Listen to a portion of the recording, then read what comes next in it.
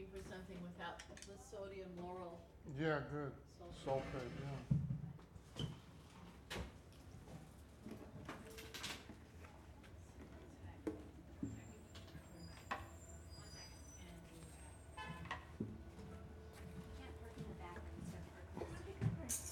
Oh, you can put it in the back, so.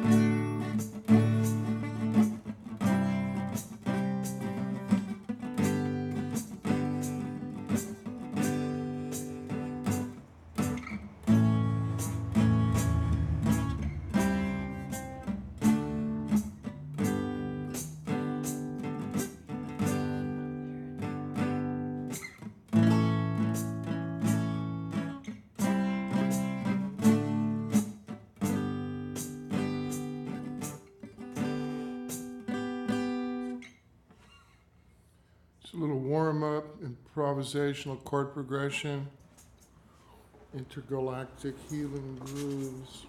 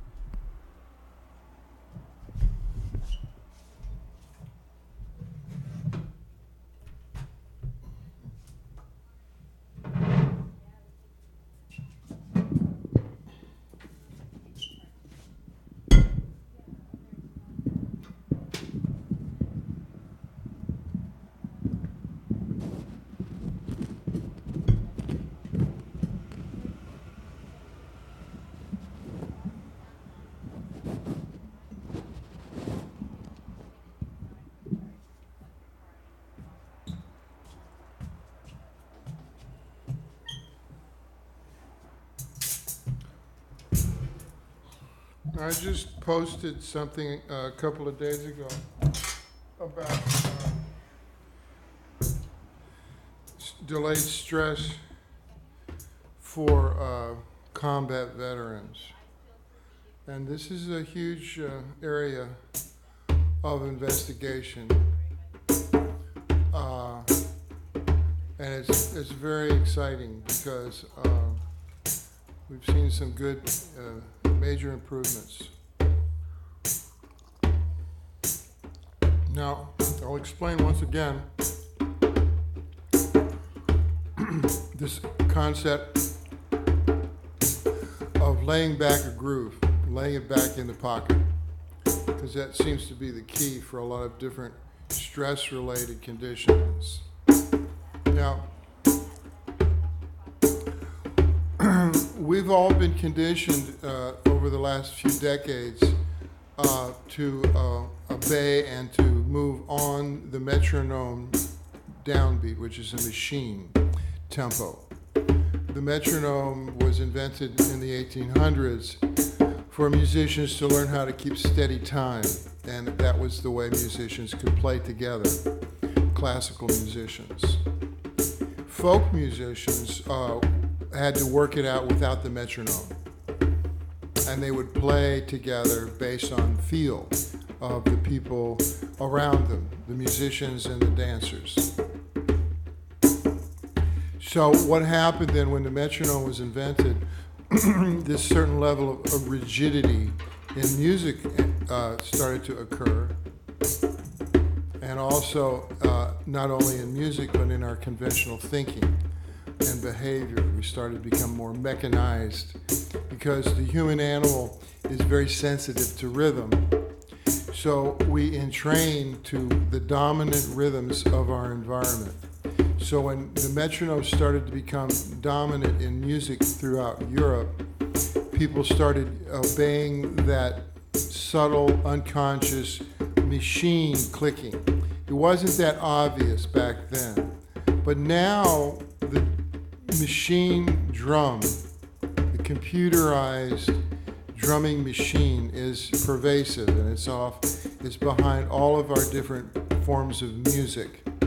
Commercials, television shows, and movies, soundtracks are all using this rigid, unforgiving rhythm that's based on a computer. It's generated by a computer, and they have sounds that resemble drums, but they don't have the loose feel of real drumming. And I think that's one reason that a lot of people are going back to classic rock, because the classic rock music used real drummers, and they didn't have drum machines yet.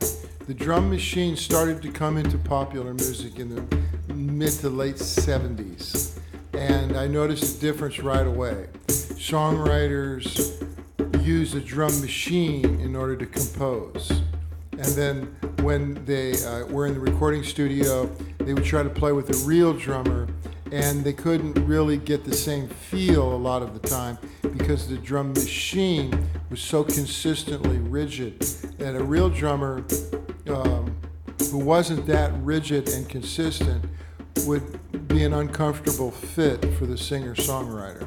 Also, when a producer is putting together a recording session, the drum machine saves money, and that was a big reason it caught on.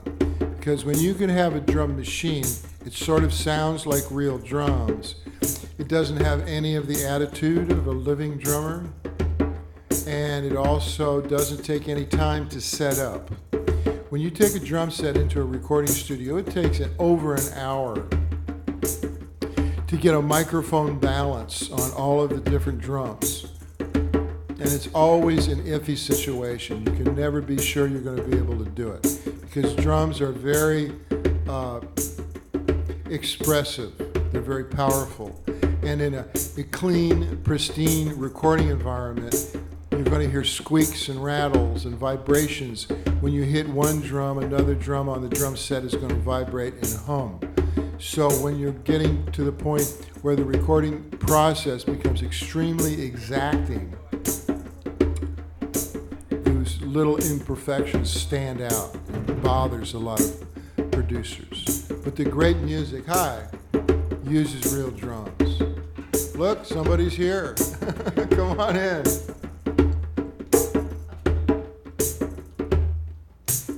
That must have been a heck of a drive. The drive on the 10 and the recharging queue at the dealership Oh, wow. Oh, wow. Oh, yeah, you had a full day. enlightened a lot of feelings of like, ooh, anything but now. Okay, well, you're here. Take a break. Got some water? You okay? Yeah. Yeah, kick back. Let me take your bag.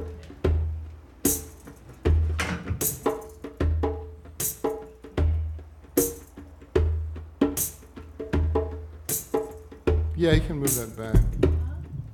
Yeah, that's good.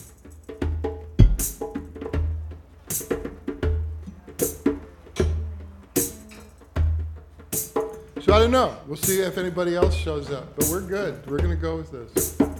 And Can I post on Facebook? Oh, yeah. Yeah. We're on. I'm the. It's feeding live to my Facebook page. Yeah. So yeah. Post it. Twitter, whatever you need to do. Tweet it. My t-shirt.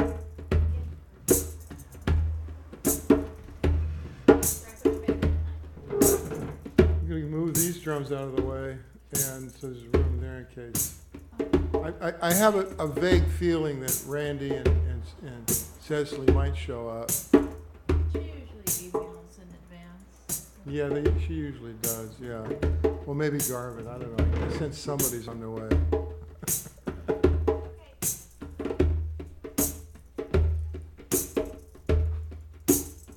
So as we get to this level of rhythmic therapy, what we're seeing is actually an ancient part of the human condition coming to the forefront as a healing modality with the drums.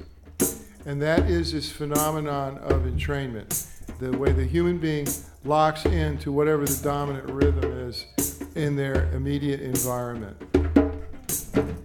Now, before the Industrial Revolution, this really wasn't an apparent problem because people would entrain to the dominant rhythms of nature. And the cycles were usually very slow, seasonal cycles or monthly cycles or annual cycles or, that was before the steam engine. Yeah, good idea. And your ring too. Don't forget that stuff. We've had people leave their diamond rings sitting there. Tuck in my pocket. They're not diamonds, but That's okay, but whatever is convenient for you. So, good. Is he checking in with his Facebook? yeah. Good. What do you? Yeah, we have a lot of people watch us on Facebook.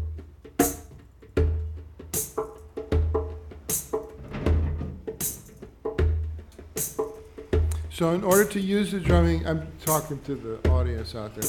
In order to use the drumming as a healing modality, especially with people who are dealing with delayed stress, either from combat situations or just general life,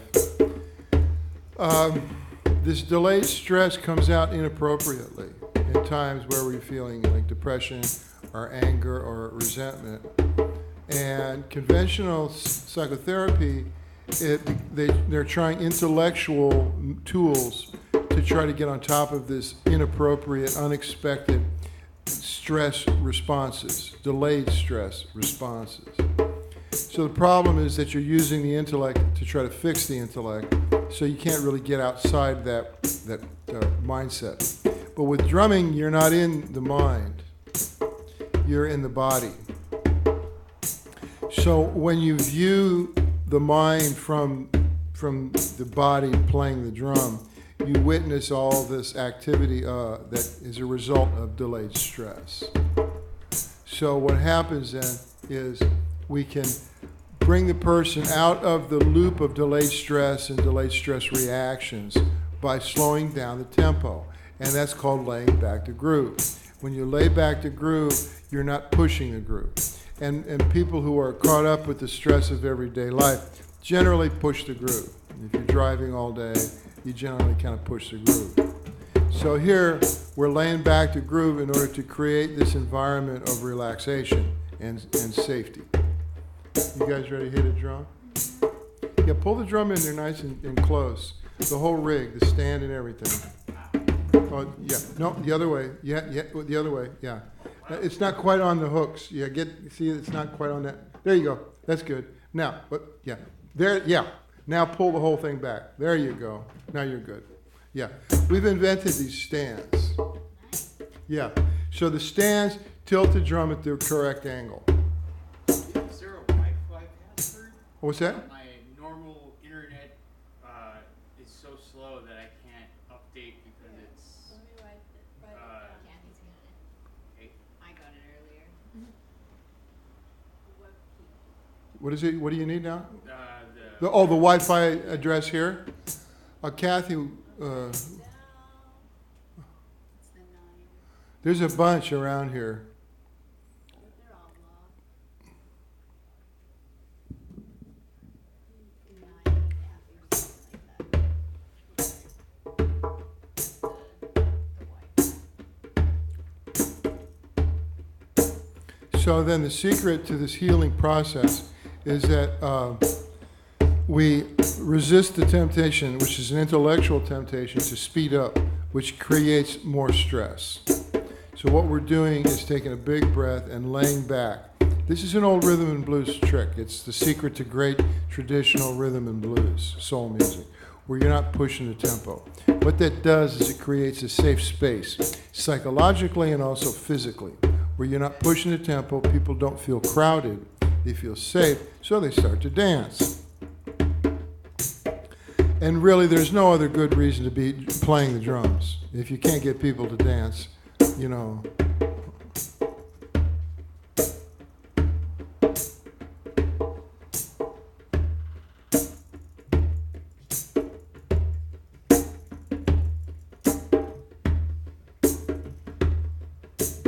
So we're already streaming on that channel. So I don't know how fast it'll be. Probably faster than what you were trying to work with. 5.2. That's a shark's tooth. Got it at the Aquarium of the Pacific 2 weeks ago. Or Really? a week ago. Nice. Is it on your seasons page or your buddy? Well, tonight we're just going on to my Facebook page and also to YouTube. Oh, that's for all restaurants. I used to stream to a bunch of different, sites and a couple of Facebook pages, 3 different Facebook pages. Sometimes I'd go to the store Facebook page and then my blog page, thebuddyhelm.com. And also I was streaming to live stream as well as YouTube. You could split it. I haven't done it lately, but I think I'm going to do it again. I'm going to start to use live stream and just see what they have to offer. It looks like a pretty good signal, and it's a whole nother market, a whole nother audience. And so, we've probably got close to 200 of these shows up that have streamed over the last couple of years. Because we go 3 times a week, pretty much. And people go back and review them because they're all kind of lessons, But also it's just healing, grooves. And we get people all over. Like this last week, I've been getting people from Hawaii, Kauai, and this Hawaiian woman. She's native Hawaiian. It's like she checked in. She's going back and forth between Florida and out there. So it's really nice to get, I want to get more people in Europe connected. They're downloading a lot off iTunes. I got a lot of stuff up on iTunes. And so I got downloads this last month from Switzerland, Turkey, Australia, New Zealand. How does it work for Apple? Is it a user ID or Apple ID? Or handle on that network? Well, it's just Russell Buddy Helm. You can go on Russell Buddy Helm and look on iTunes, and it'll give. There's about 6 or 7 albums that I've got up there. Just regular iTunes downloads, and then all the other streaming services also carry. And I connected through CD Baby, which is a company that's like a record company. The old. I give them the files, send up. And they release it sort of, like an old style record company. And then it takes about a few weeks for iTunes to pick them up and put them on their portals all over the world. And also Spotify and Rhapsody and a whole bunch of portals that are streaming subscriber channels that I don't even know where they are. Like a lot of them are in Europe. Like one's called Deezer and Slacker. There's a whole bunch of them, and it's like New Zealand's got theirs, and Australia's got theirs, and Hong Kong, and then all through the Netherlands, France, Germany. Get a lot of plays in Germany, and.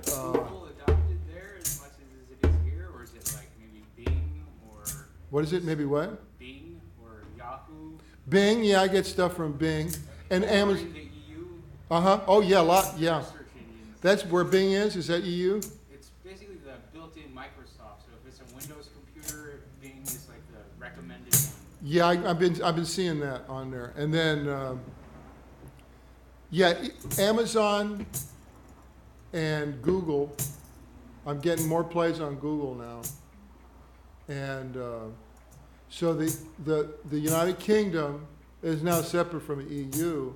So I'm getting plays from the UK and then Europe. And then they have a thing here called iTunes Match, which is South America, Central America, North America, and Canada. And it's a different thing than regular iTunes. I'm not quite sure what it is. Streaming live right now. Yeah, what? The live stream URL? Oh, our live stream URL?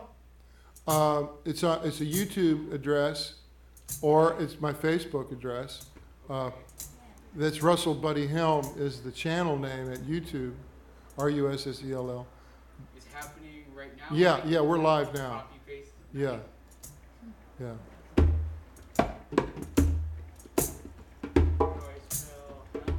HELM, yeah. That's my Facebook page. There's a few different Facebook pages that I have. I can't get rid of them. When I first set them up, I didn't quite figure it out. But that's. But yeah, if you want to go straight from YouTube, it's the same. I could see myself. Wow. Yeah. Plus, we got 2 cameras. We got this camera up here. The one camera is up there, and then it switches once in a while over to this moving camera. We have what did they call it in the Letterman show? They had a zooming camera years ago. It was like action cam. So what we're doing here is just jump in. This is like surfing, you just get on it when you can. Well, this is a safe version. Yeah. Tin sharks.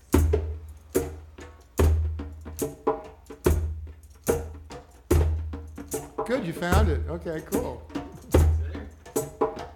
Yeah, so right in the middle. Yeah. So you can, Yeah. What are you drinking? What is that? Red's Wicked Apple Cider. Is that like cranked with all the sort of like Red Bull kind of stuff in it? No caffeinated parts, just hard cider. So it has that. Oh, hard cider is a little bit of alcohol content. Yes. 8%.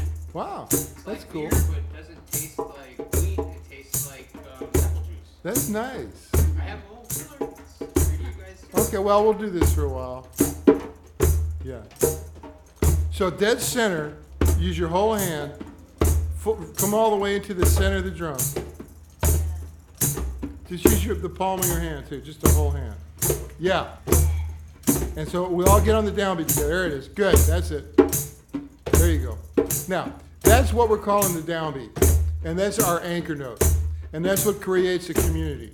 That creates cooperation. Everybody supports that note. Instead of going off and just soloing, we can solo and be creative, but at the same time, you support the group by supporting the downbeat. That way it holds together and it feels coherent, organized, and it's not so anarchistic.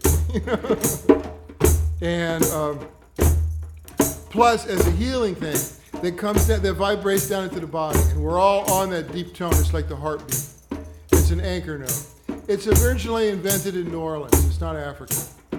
And so it's like this cultural mix of different people from all over the world came into New Orleans, 300 years ago. And it's not just African, but like European, American Indian, Far East, lots of Filipino, the huge Filipino community in New Orleans. And you didn't, what? Yeah, lots of French. Spanish, Portuguese, Irish, everything.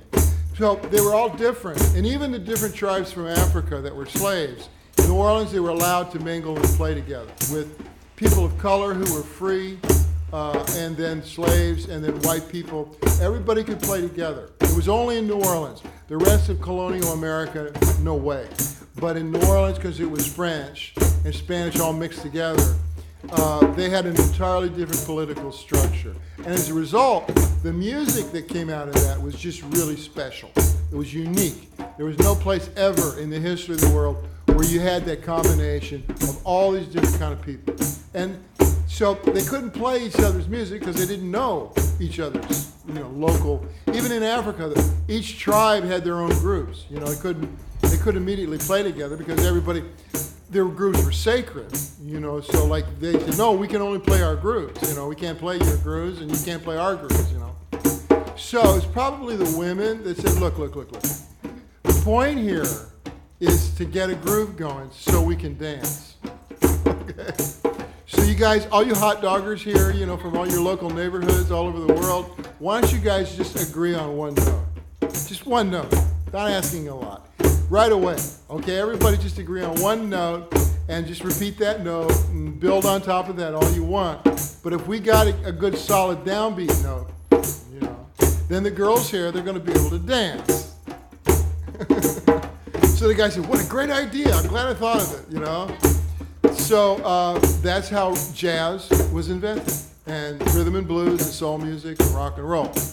And pop music, country, gospel, everything came out of this concept of the downbeat. This is like how all these different strangers are going to get together and play music. If you support the downbeat, it's going to start to work right away. What do you think about that Caribbean tune, Dance Hall? I'm not sure. Is this a new one? Like Sean Paul. Oh, okay. I don't think I've heard it. It's like Jamaica. Okay. They have a lot of like reverb on the. Oh, yeah. Well, I used to live in Miami, and I spent time, like down there in the Caribbean and stuff back in the 60s. And we were playing what became reggae, before it was called reggae. It wasn't even called reggae. And it's sort of what we're doing right now, because I kind of go to that, even though, I'm playing everything else too. But that's my comfort zone. I really like the Caribbean grooves. In Jamaica, the interesting musical history about Jamaica was back in the 60s when Bob Marley was pretty young. They were listening to a lot of soul music coming out of North America, but they were also listening to country and western. The radios were coming out of Houston, Texas, that was playing country and western, whereas the music coming out of New Orleans, and those two the main radio stations coming out of New Orleans, was rhythm and blues. So you got this weird mix in Jamaica of the country and western and rhythm and blues. And to this day, you can go down there and there'll be reggae bands wearing cowboy hats. And because from a drummer's point of view, it's the same groove. Country has the same grooves as reggae, a lot of them. They have That's like a pleasant, fond memory. Well, Trinidad, we have a friend from Trinidad who's talking about that's where the steel drum actually was invented. It was in Trinidad. But yeah. Well, all that chicken, the jerk chicken and all that stuff was. It's like an oil barrel split in half. And turn it into barbecue. Yeah, cut it in half. Yeah. Oh, I made those. I mean, I cut those and pounded them. It's hard work. To make an oil drum, like a musical instrument out of it, you build a fire. After you cut the oil drum in half, and you build a fire and then you put the oil drum on top of it, and you take a sledgehammer. It looks like a really thin, pounded sheet of metal. It is, yeah. And it's like shiny. Yeah, buff it up. You buff it up. And you can chrome them. They get them chromed. Wow. Yeah, and they sound great. But in order to pound it, you got to be very careful. Because if you go too far, you got to chisel in a 5-pound hammer, a sledgehammer, Probably a whole precision set of angled hammers. Exactly. And so the diagrams, you get the diagram, you lay out which notes you're going to play, you're going to pound. And if you go down too far, you can't bring it back up. So you got to, plus if you pound too much, you can split the steel. You go through the steel because it's really thin. And if you go through the steel, it's ruined. There's nothing you can do with it. And so it's a real art form. What are your thoughts on the people who use the digital drums now? Oh, well, that's okay. It's okay. But I also see it, and I work a lot with digital stuff like that. But there's also this problem of this anxiety level that the digital drums creates. Because it's unforgiving. It's just really rigid. Where's the tradition? Where's the craftsmanship? And the homage to the people who crafted it? Exactly. Yeah. Well, I'm a gearhead, so I love technology, and I grew up classically trained, so I was on a metronome. I learned how to drum to a metronome. But what I saw with the drum machine and computerized drum was that it made the music really rigid and strict, and it created anxiety. And I saw this back in the 1970s when I was a session drummer. And the drum machine started to come into the recording studio. The producers and the songwriters would bring in a drum machine, and because it was easier to produce and do a session. It was cheaper. And they say, oh, it's close enough. Sort of sounds like real drums. But what happened was the feel. The authenticity of the souls living in the moment. Exactly. So that's why the music really started to suck. And every once in a while you get really good stuff, Dave Matthews held on to traditional. A lot of people did. But most of the stuff they got on the radio was this drum machine stuff. And so people started feeling that. And then the movies and the soundtracks for television shows, movies, and commercials started using the digital drums, And so that affected everybody on a very subconscious level. Because we entrained a rhythm, we lock up to it. And when it's a good rhythm, we feel good. We want to dance, we feel good. We share a safe moment. That's real drumming. But when we lock up to that digital drum machine, we feel the alarms go off. We're, oh no, I'm not keeping up. I'm not locked in. I'm not going to survive. I'm going to I'm going to die. Because originally the human animal would lock up to rhythms of the environment in order to survive. The rhythms of the seasons, the monthly seasons, annual, movement of the herds and all that stuff. Those grooves were really slow. But when technology came in, the steam engine, blame it on the steam engine, 1800s. Because that was when suddenly, when everything started going chunka. Which corporations were that? Was that Korg and Casio? Like the 80s? There was. They need VPs and consultants like you to tell them the natural human rhythm. Yeah. So that's why I do this. That's a big reason I try to make it an issue so people can make a choice. Because if people are feeling tense and I say, what music are you listening to? And they'll tell me it was hip hop, I say, okay. The problem with hip hop is it's got that drum machine that's very aggressive, and you don't even realize it's affecting you emotionally, let alone the lyrics, and all that stuff. It's just talking about the drum machine itself is locked in and it's rigid. So you can't lock up to that. You're a human being. You're going to fluctuate. Your tempo is going to slow down, speed up. That's human. There's nothing wrong with that. But the alarms go off saying, you're not locking in. You're not going to survive. So you get these low-level alarms going off 24/7 as long as you're listening to that stuff.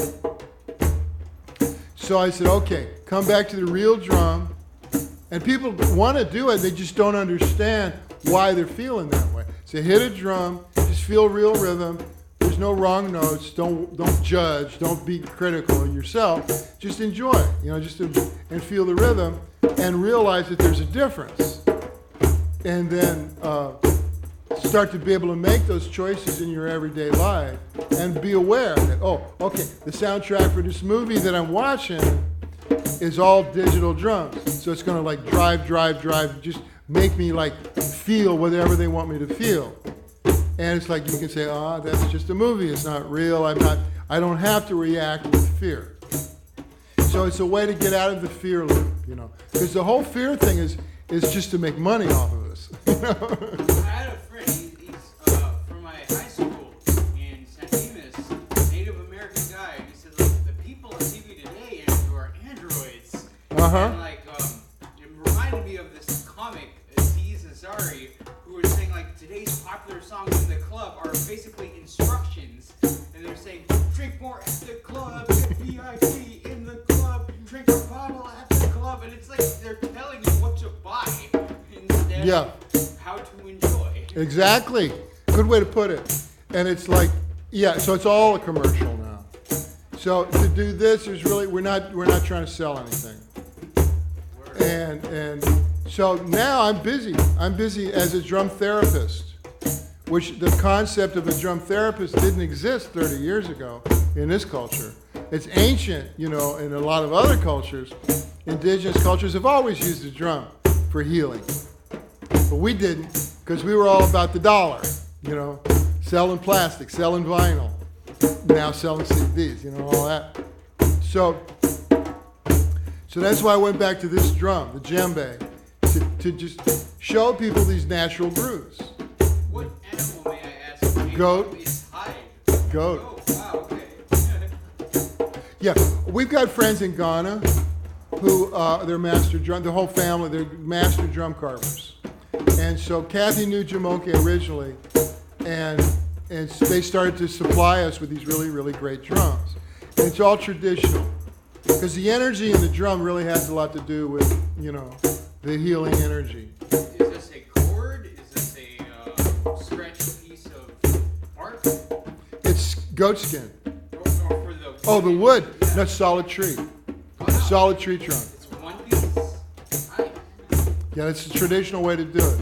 And that's why the tone is really good. So what they do is okay, now this one that you're playing is from Mali, Africa. This one's from Ghana. That one's from Mali. This one's from Bali, Indonesia. So, but originally... Notice the patterns are all different too. Yeah. So it's a wonderful ritual, traditional process, the way they make these drums.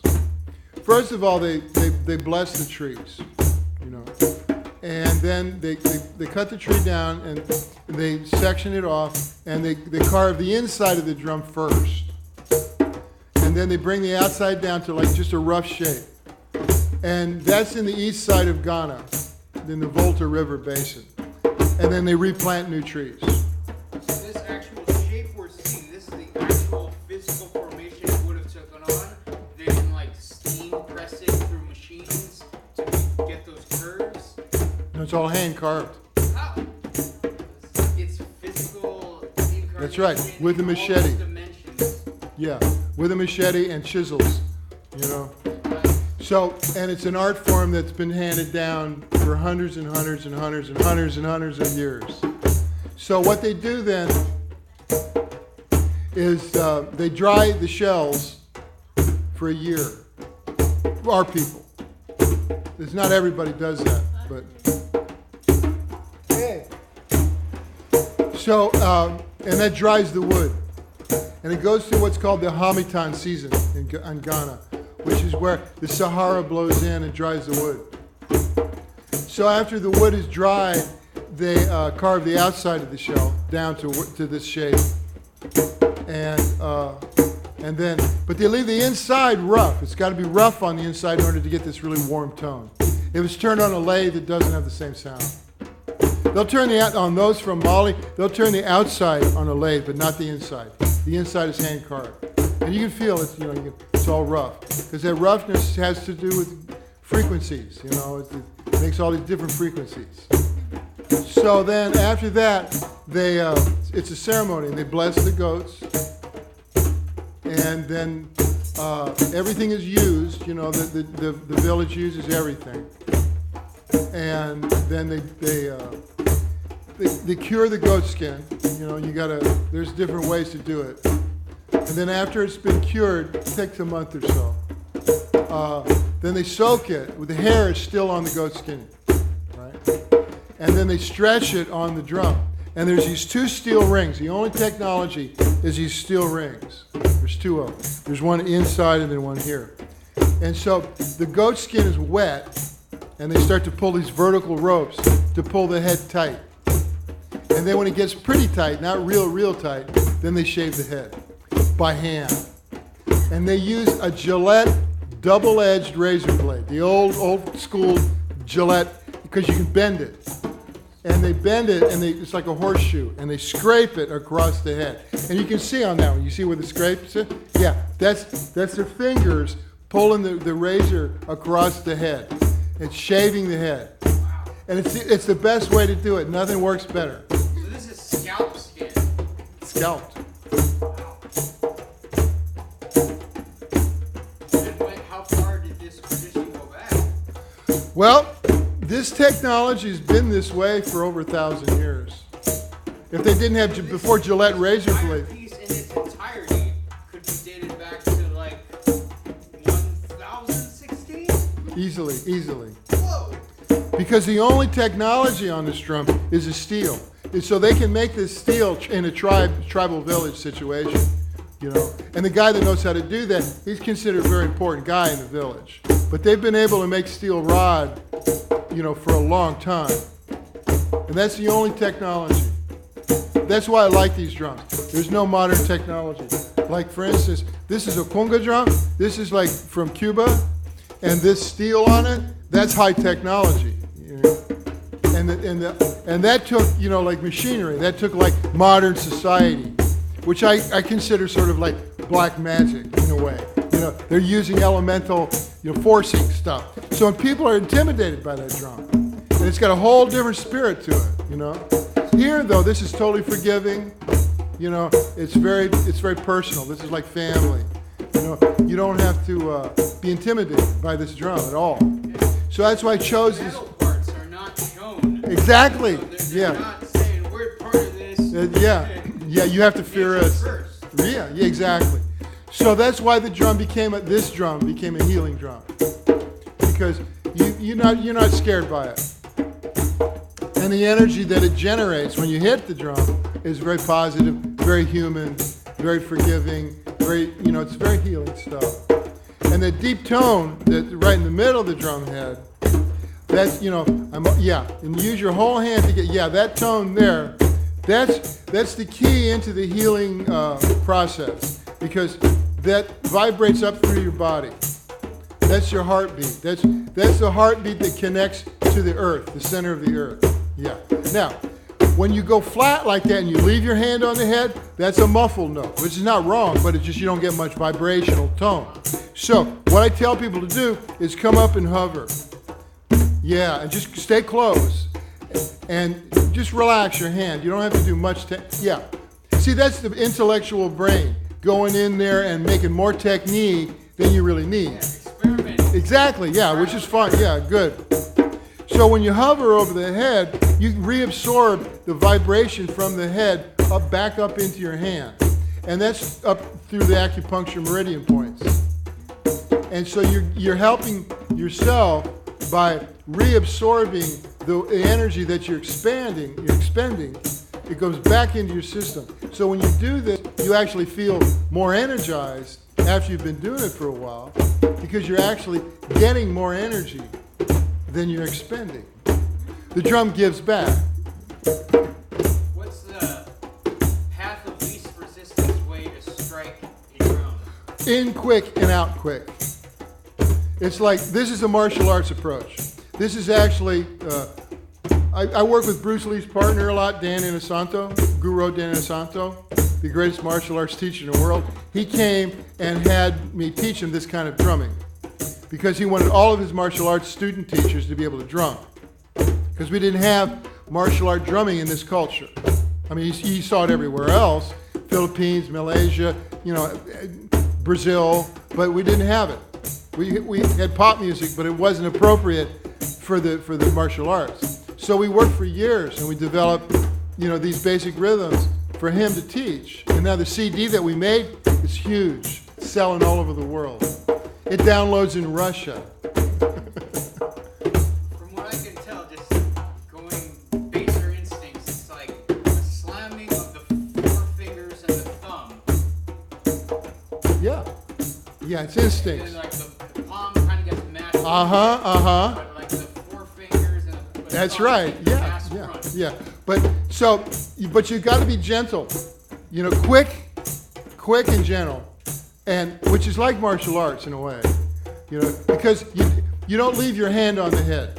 Like in martial arts, you go in and out quick when you strike because you don't want to reabsorb any of the velocity that you're putting in to your target. Put all the energy in and then get away as quickly as possible. I heard also like hit with your palm because if you were to strike with closed knuckles, you don't know if the man's made of stone. You could hurt yourself real easy. So that quickness is more like Aikido than Taekwondo, Karate. It's more like Kung Fu. It's more like, it's fluid. It's like water instead of a stick, Although Dan is a great stick man. He's like the master stick artist, martial artist. So we developed a lot of techniques that are like martial arts, but used on the drum. And so the drum itself creates these wonderful opportunities, with these wonderful kind of people. Like Dan Inosanto is he's like the Dalai Lama, He's just this wonderful, sweet guy who can just seriously kick some butt, But he's not tough, He's just a really gentle soul and very, very wise. Train with the seals, the Navy SEALs. He's still flying all over the world to train people. He's Yeah. gotta be 75. Oh, he's close to 80 now, and he still can do flying kicks. He's amazing. Joel, one of the students who used to come and study, I saw some pictures of Dan teaching just recently, and he's just, still just tough as nails. But at the same time, he's just a very sweet person, and he teaches the little kids, the little dragons that come in. And it's always the drum. He's always using the drum. So the way I teach is real simplified. It's not traditional African technique. There's a low tone in the middle of the drum head, and then a high note out at the edge.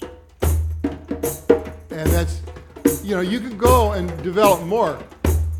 Traditional Africans got 4 or 5 notes. But I don't go there. That's too much intellectual.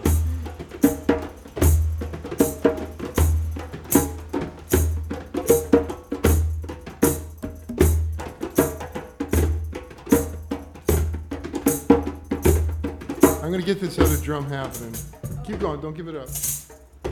Oh, no, I'm sorry. Take a break. I'm such a slave driver. Anyone for a hard cider? I'm gonna wait till after. Okay.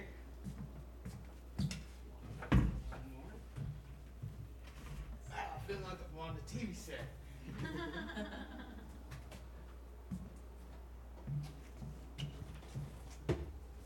When the stream goes offline or off of live, does it still get archived? Mm-hmm.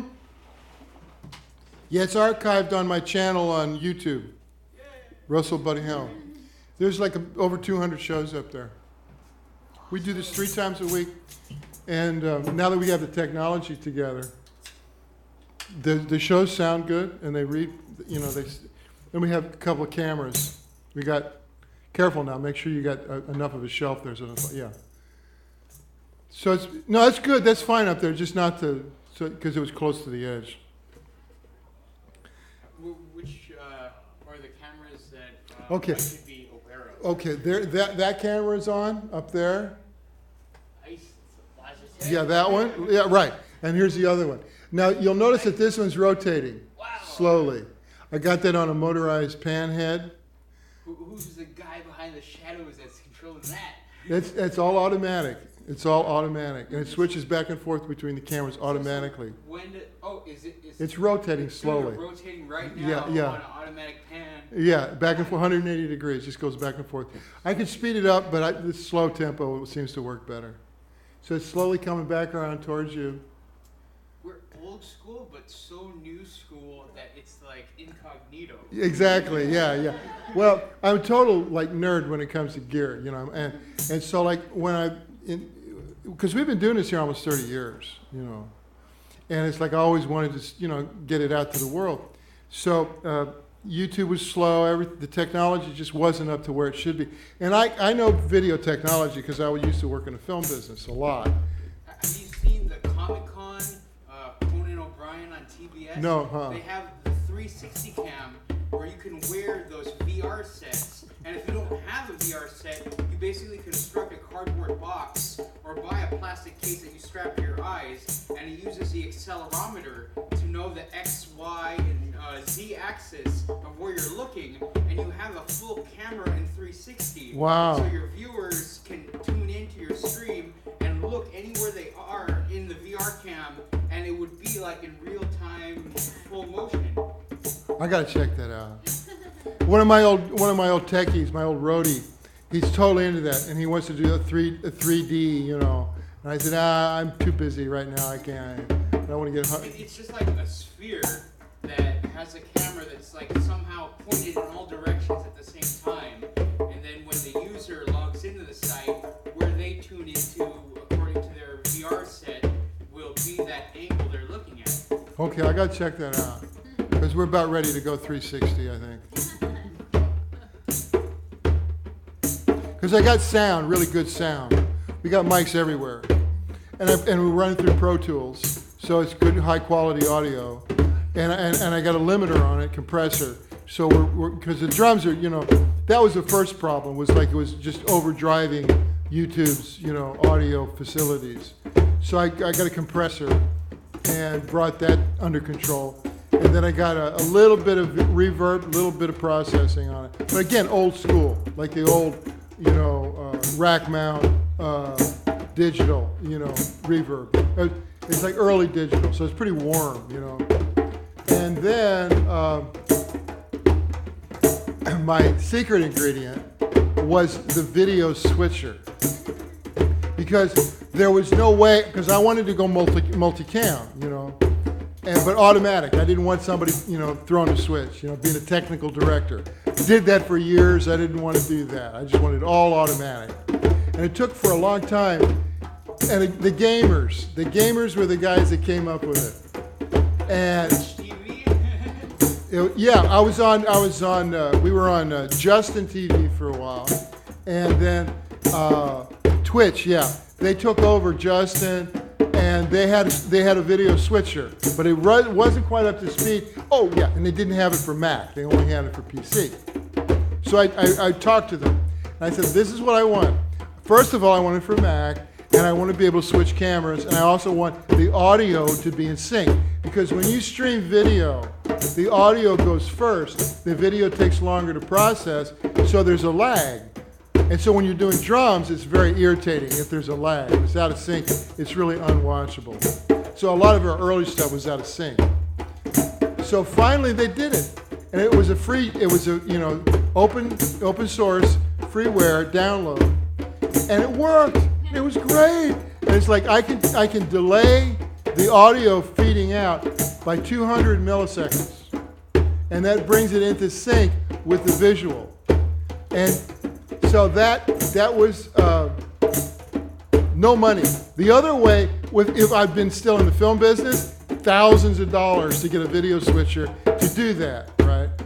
So then it was like OBS, that's the name of the company. And they're great, I love them. Because it's just like real simple. It's just for the gamers, you know.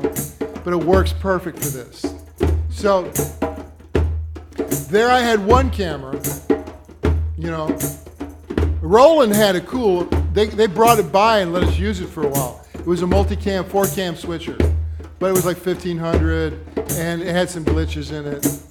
And so I decided to just continue going with the zero budget production mentality, you know, DIY, completely like, you know, garage. They will come.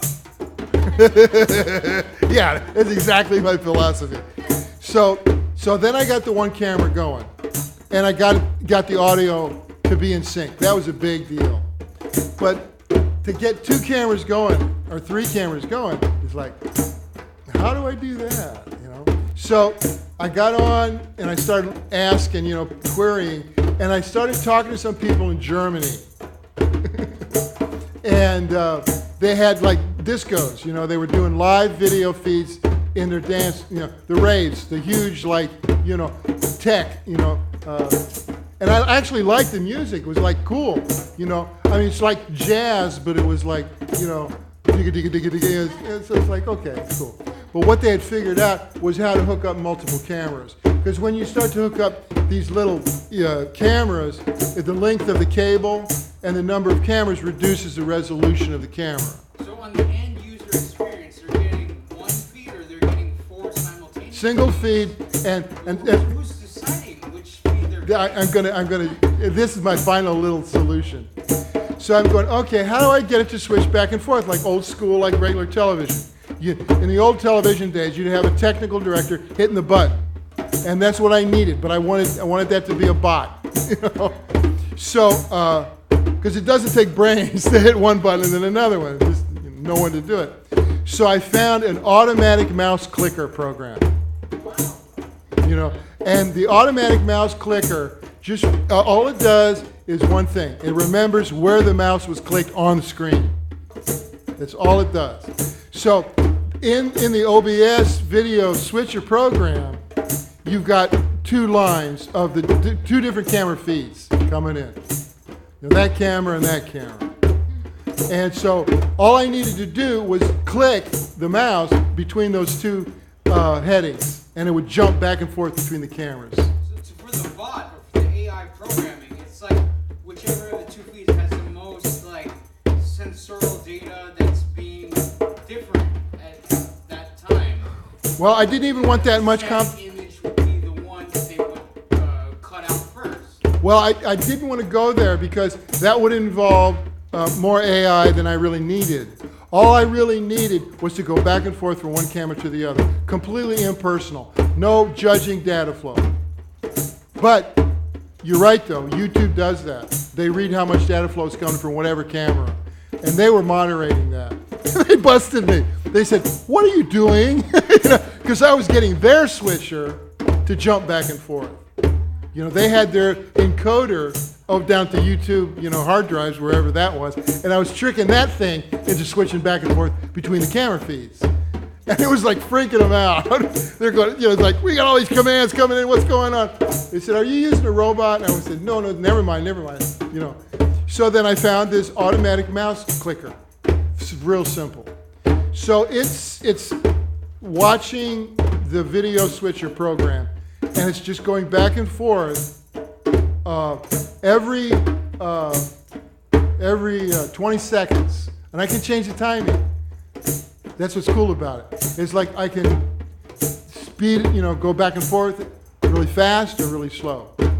So right now, I kind of like 20 seconds per camera is about comfortable.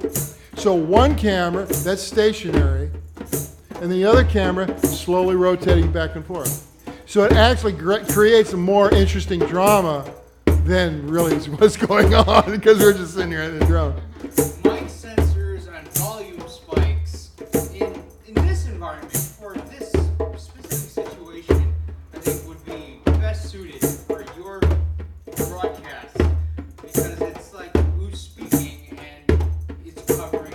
Yeah, that would be the next. That would be the next call. And I haven't found anything that's free that does that. If you know of something, let me know. I know torrented sites. Yeah, right. So that's for the gamers. I've torrented over 2 years, trying to pay the little fees that it needs to take. Yeah. No, this is all free. That's what I love about it. Because when I was in TV back in the 80s, like before you were born, I had all the top television shows. Dallas, Hunter, Falcon Crest, Knots Landing. I was at Lorimar. And I was post-production supervisor. So I had all the technology, the state of the art, digital recording studios, and I was miserable. I couldn't use it on my own stuff. I could only use it on that crap that we sent out to the rest of the world. And then I had to put it on the big satellite dishes and send it out to Johannesburg and Canada.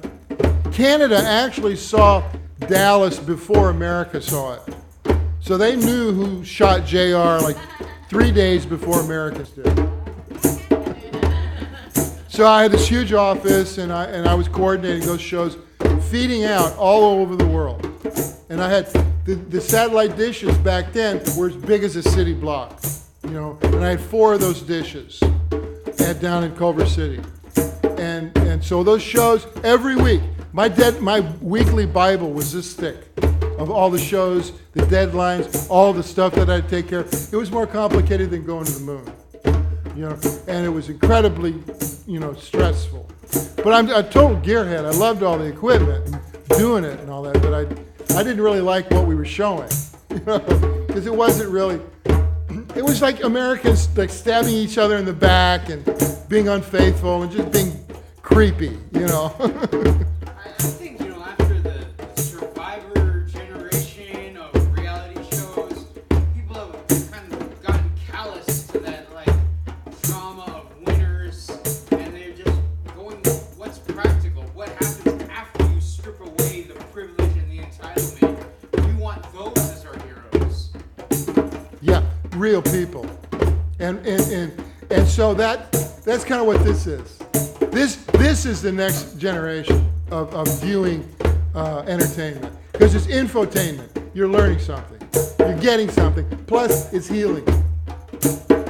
And our soundtrack is really, really positive. So it's a very slow build, but the market's there. I know the market's there.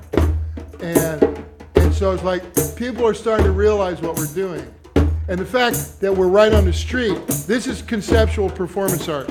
People just stroll in. They go, what's going on? They come in, and I love that. That's the random element that makes life, make TV viewing really interesting. We've had amazing people walk in here, like Pierce Brosnan. You know Pierce Brosnan? Yeah. He just cruises in here on Sunday. Yeah. Sunday afternoon, we do this at 3 o'clock. And he came in, man, he's looking good. He's got this great looking suit on, man. And he just stands right there and just soaking it up. Just digging it. No pretense, nothing. And he hangs for 15, 20 minutes maybe. Then he goes up and says, I got to get a cup of coffee. And he leaves. So it's like people like that, just come in. And every once in a while, you get some real ringers, some real drummers who want to show off or whatever. It's fine, I'll put up with that for a few minutes. But if they don't support the downbeat, I don't have any patience. Because we get them, the hot doggers, and they want to really wail. So no, you got to do the dishes as well as be a solo, rock star. You got to hold it together for everybody else to solo and be creative. That's what that downbeat is.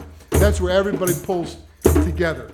And that's the healing thing. That's where everybody's making it work. I like that analogy. The one job I had before I was a returning college student was a dishwasher and a shipping unloader. Yeah. The dishwasher is the common beat of society. It is. People got to eat. So that's where this comes from. Was that level of truth. And it took a long time for me to get back to that. Because, I'd had a great career as a drummer. I was a rock star and I traveled all over the world. I toured and recorded. And I got chops, I can play. And there's live albums with me just burning it up. But this was not that. This isn't even music. This is more important than music. It's like a heartbeat of like an asteroid civilization for all we know. Yeah. And they are like hanging on every word, a piece of data that we're feeding them that like this is sustainable, this is a rock that welcomes you. Exactly. So I'd name each show, right? So tonight's show is exactly what you're saying. It's called Intergalactic Healing Grooves. That's our theme. That's the title for the show tonight. So you're totally on the same wavelength. And that's what this does. It gets you on the same wavelength, right? Because, these CDs I keep putting out, so the last one that I just put out is called Celestial Drumming. And it's designed for the UFO audience. Because, the UFO audience, like on YouTube, is huge. There's so many, and the music is so lame. So I wanted them to use my music for all those videos. I want you to take a look at the custom decal on the back of my electric car. Okay. It's the Alienware logo and NPR, Times, PBS in the Matrix font. yeah, exactly. Yeah. That's what this is, and it's always been for a while. But like, how open to the fact that there's things outside of what we know are we? It's Men in Black 1998. There's space police, and there's people living amongst us, also very brand new. Yeah. Well, the thing that Earthlings have that the rest of the galaxy and the rest of the universe likes is our grooves, is our music. Because it doesn't exist anywhere else. It's human. It's Earthling. It's Earthling music. And they like it. Because like when rock and roll was first, invented, like back in the 50s, Europe didn't get it. Couldn't understand it. Couldn't play it. Because they were all classically trained. And that keeps you locked in. But rock and roll, woo, is all free. It's all loose. Start to shake your butt. Start to feel really good. Everybody dancing. And that's what changed the world. Flirtation frequency. Exactly. I like you, you like me, maybe that's enough. Yeah, we're close. So the frequency is a good term because like back when Ringo was like the most famous drummer in the world, I was watching the way he was playing. And he was playing the hi-hat, the cymbals that go together over here on the right. He was doing this unique thing with it. And I what is that? And it was like, he said, that's the frequency of 13-year-old girls screaming. Thousands of 13-year-old girls screaming. And it was just, you got to hit the hi-hat just the right one, loose, just shh. And he was right. So that's the sound from all those, she loves you, yeah, all that stuff's got that frequency of the thousands of teenage girls screaming coming off the hi-hat. And that, was always what you ended up listening for in the mix. It was like, is it there? Yeah, there it is. And it goes ka-ching. And it actually sounds like an old-fashioned cash register.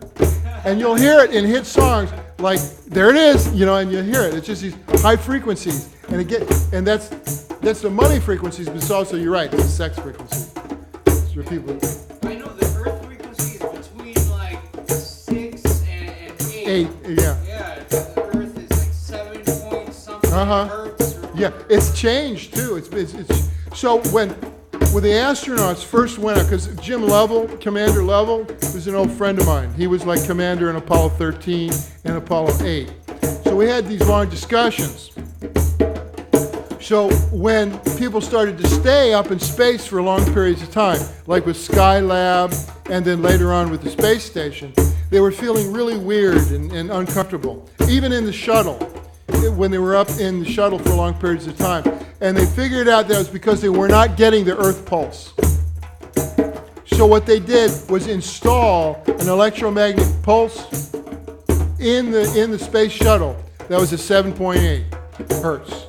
And it's like, then they immediately felt better. It's like, oh, okay, that's my Earth groove. Yeah, it's like birds chirping, ocean waves crashing. Exactly. So that's us. That's our connection to the Earth, and that's what we take with us when we go out into space. That's our sound. Like, for instance, the Voyager, it's got Chuck Berry. You know, and there was a big argument about whether they're going to allow Chuck Berry on that record. So it's actually a gold record that you can play with a stylus. And it's on the ship. It's on the Voyager. They put like in gold, like the history of the Earth. Yeah, on DNA. the record. Right, yeah. The DNA code and all that stuff. And they got a response, and no one's admitting that they got a response. It was in crop fields, crop circles. Yeah. They showed up in England. There was like a pixelated, Exactly, like that- alien head. Yeah, it was like a portrait, you know. And that's what happens when you hear Chuck Berry. You wake right up and say, yeah, that's rock and roll. Where is that? Let's go there. That's where the party is.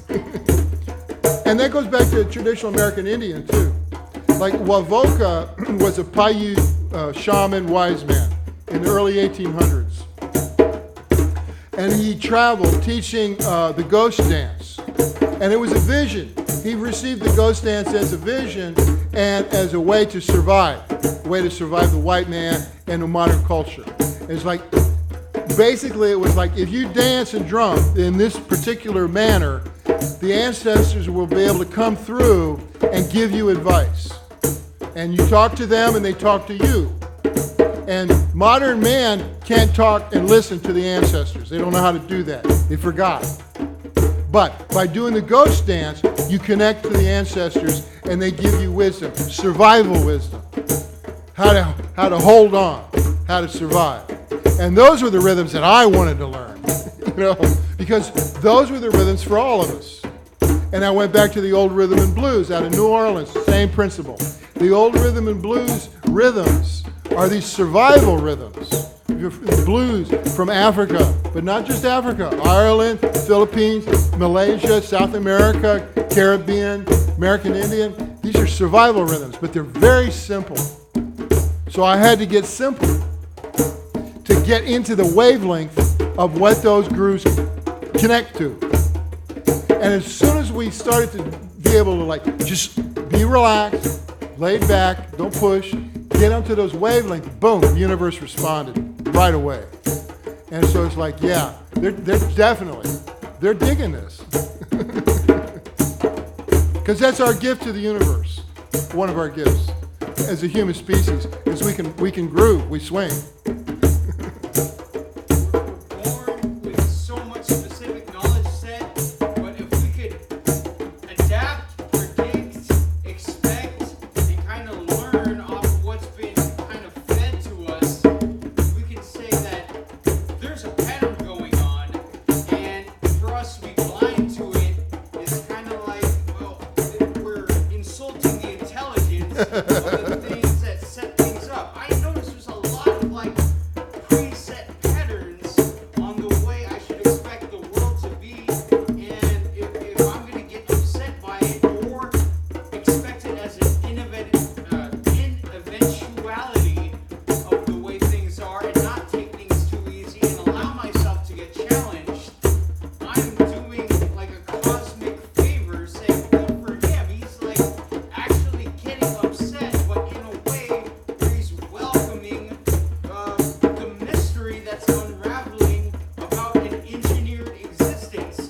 I know that this isn't our true technology capabilities, but they're doing it for some reason. Some citizen who lives amongst me likes us to be set back, held back in this old way of petrol and like disposable pollution. But we don't have to be like that anymore. But I know that it's as artificial as like the notion that people can't expand beyond their stereotypes. Well put. Yeah. So this puts people in touch with the truth in themselves. Because I say this is a bullshit detector. Because you can't bullshit. When you're hitting a drum, you can't bullshit. Either you are or you're not. You know what I'm saying? So that's why it works. It works because it's honest. Do you have sessions where you actually recorded this person was here all for the publicity? Well, not yet, but I anticipate. Newsletter, secret memberships here. Yeah, I can see it going there. Yeah, right. My dad's an ad man, so he Yeah. made me think of like, oh, what would a premium member want to know? Just pay a little more to know. Well, when I could have different levels of streaming quality, then that would be a possibility. But right now, the fact that it's public, open source, and that creates a positive energy that's non-elitist. Right. The concepts I'm coming up with are from like being an isolated hermeticism only child. So there's a lot of pent up something in me. Like DBZ level, I want to hurt something, but like I don't want to hurt anything either. Well, what I call this is a graceful use of force. You feel a groove, and so it doesn't all come out at once, like over the top.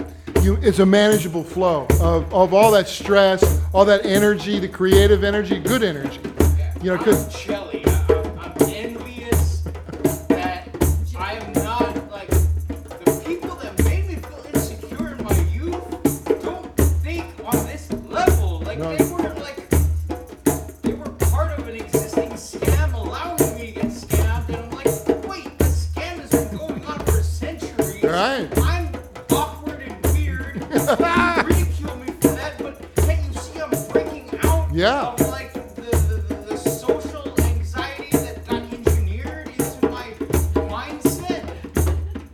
you and a lot of others. So we're all breaking free of that shell, and the way we can break free is to allow the open channel, the download to happen, because it's always going to happen. And when you go to this meditative healing groove state, you're open. And I witness it. I watch people downloading. I don't want to be like a slam poetress, but with by Totally. bitterness. No, no. But Yeah, I just yeah. want to say, like, there are tricksters. They trick us and they allow us to like get baby steps of knowledge, but they're okay with not giving us the full truth disclosure. And I'm like, wait, if it's all engineered, why can't I know all of the truth right away? You guys have been like faking it for so long that I'm jealous of your amount of knowledge that you're pretending you don't know. Well, those people come in here, and I say, I'll take less than 2 minutes, and I'm going to show you where your butt is in a sling. And you know what? They can't swing. They're all like up here, and they're very selfish. And this is community. This is sharing. This is the future. Community is always the future. So they're selfish, and they can't do this. I never allowed myself to lie for the sake of statute or personal societal like status. I always became the lovable loser, the last place, bottom of the totem pole guy with all of the stresses, all of the insecurities, and everyone else around me said, you shouldn't even say that stuff out loud, that's lame. And I'm like, well, that's my human experience. How can you pretend that's not happening to you? You're faking it till you make it. You're living a lie. You're right. So what you have is access to a deeper wisdom, a wider vocabulary than they're willing, because they're not courageous. You're courageous. You have courage. So it's like the problem, the pain comes from not having the vehicle to express your insight. That's why this helps, because it's not necessarily your vehicle, but it gives you the feel of being creative and articulate and explaining your point of view on things, which is totally valid. And it's like, yes. So that's why I like to do this, because this is what makes me dig it, is what you're doing. Is like opening up and letting it happen. And the groove carries you. Because yes, this is beat poetry. Feel that? Yeah. It's like a more rhythmic, it's a confession box. Exactly. What people want to listen to and put on their playlist. Yeah. Because they can relate to it, because it's them. This is universal. This is human. All human. Because what's great about this, people come in here, you don't know who they are. And everyone is equal on the same level. And they hit a drum. As long as they can get to the downbeat, we're going to get along okay. And a lot of the people who are like those cats you talk about, they can't do that. They're so uptight. And they know that. They realize that. And they will never admit it. But they want to do this. So it's like, okay, no judgment. Welcome. Come in. Go for this. Because my agenda, heal the ruling class. That's where it's all at. Because they're the ones making the choices. So when they come to this, they get in touch with their heart instead of this, and they start to feel a little bit of compassion. And things get a little bit better. I'm an all-out enthusiast of second chance for romance. And if you had to live your first chance with deception and lies, but you could actually claim and confess to the second chance people that it was all artificial but out of fear, there is a soul, there is an entity, my entity, that says, I see why you did that. If I was born into the way you had to experience things, I might have had to do an amount of lying too. But when a person said, say what is on your mind that makes you feel it's not a paradise now, say it. And empathy is an ability the universe has, whether or not you knew who was there all along. So they wake up, and there's a little bit of light there, and I see that little bit, like a little spark, and so all the darkness, I say, yeah, that's fine, that's okay. And I'll just work at creating more of that little spark, more of that light, and that's why I don't get upset with people anymore, in that respect, because they're trying, right?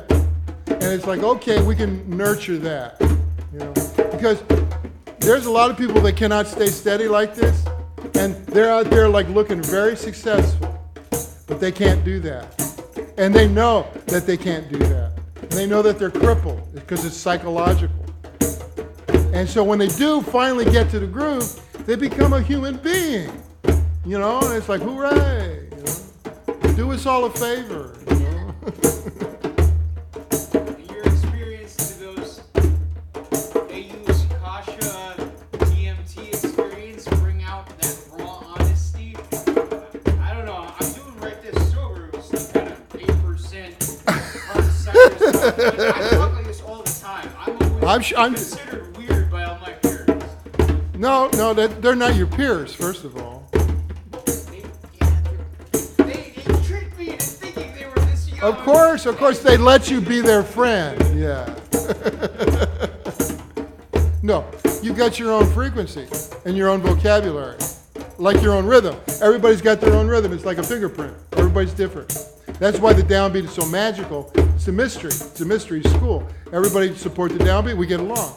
It's voluntary submission for the greater good. Exactly. This is a broadcast. It may not be in sound waves. It may not be in text to speech, but somehow it can get recorded that I wanted to get along with everything, and I didn't expect anything to submit to me. I wanted everything to understand that I have light. I'm trying to get along, make my statement in the world that people don't get me, but it hurts me inside. Of course. I dream for a nicer place of harmony. Me too. I mean, you're not alone. And that's what this is. This is our, process of creating more harmony, a world with more harmony. Like, I stopped playing in clubs as a drummer because it wasn't safe for women to dance in a club. Because the guys were predators. They just, as soon as a girl get into the groove and start dancing, the guys would hit on her.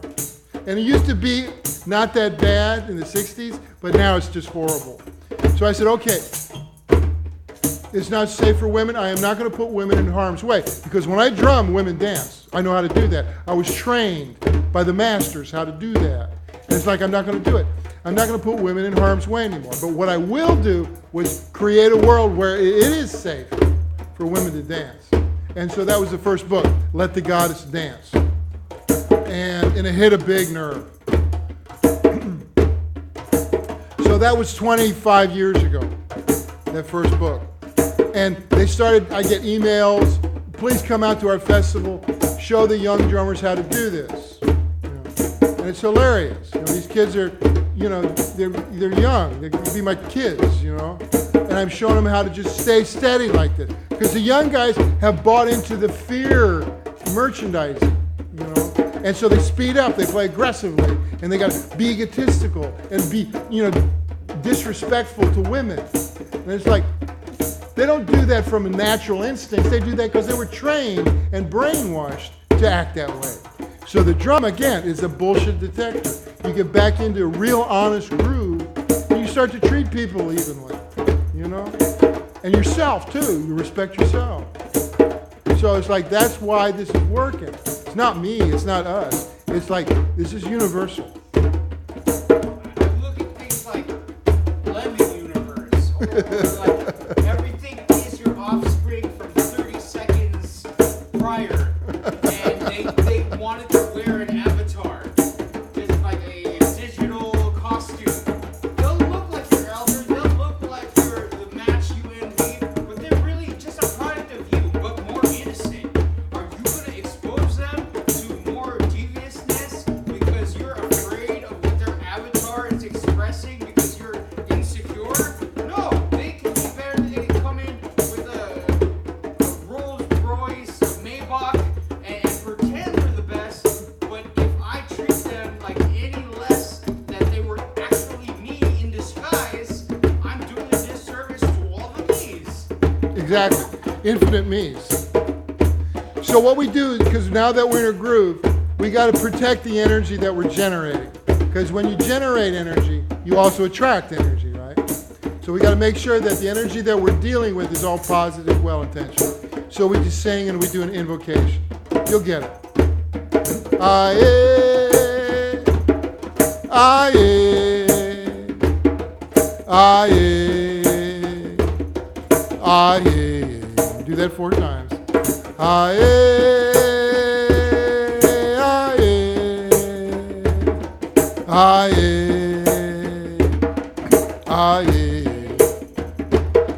aye,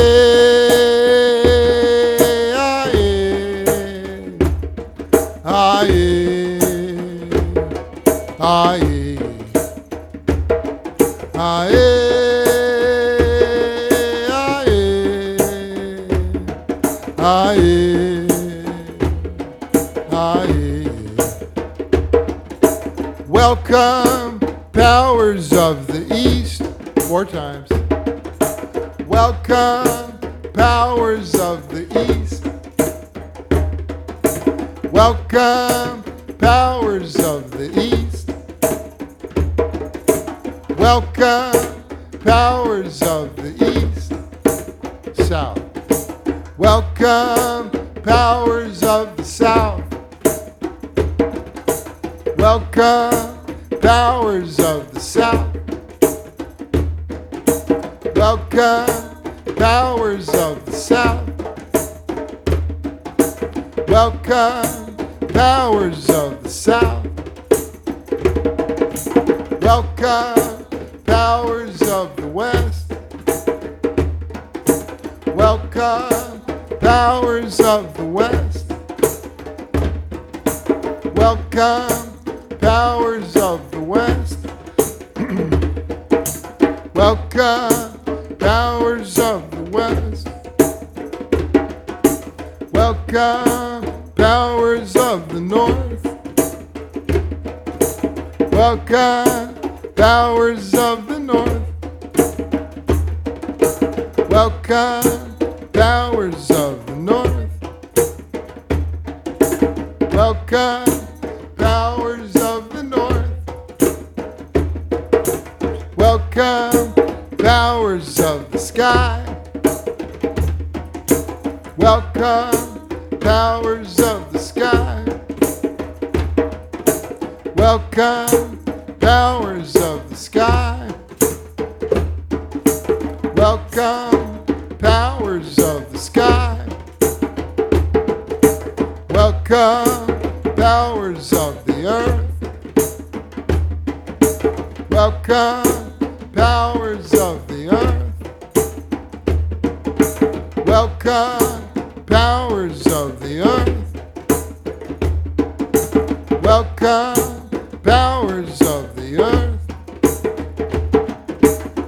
Welcome, powers of the sea. Welcome, powers of the sea. Welcome, powers of the sea. Welcome, powers of the sea.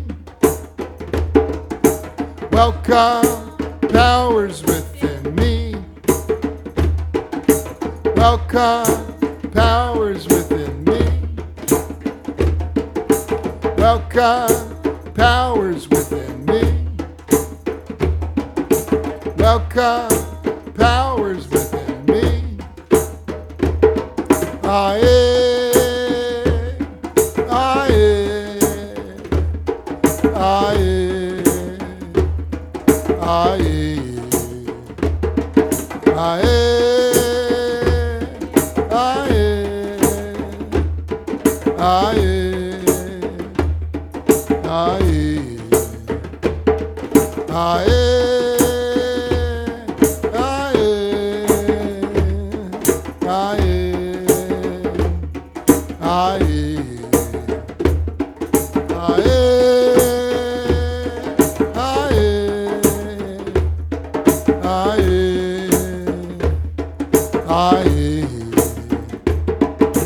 Circle drawn round, circle drawn round, circle drawn round, circle drawn round. Power brought down, power.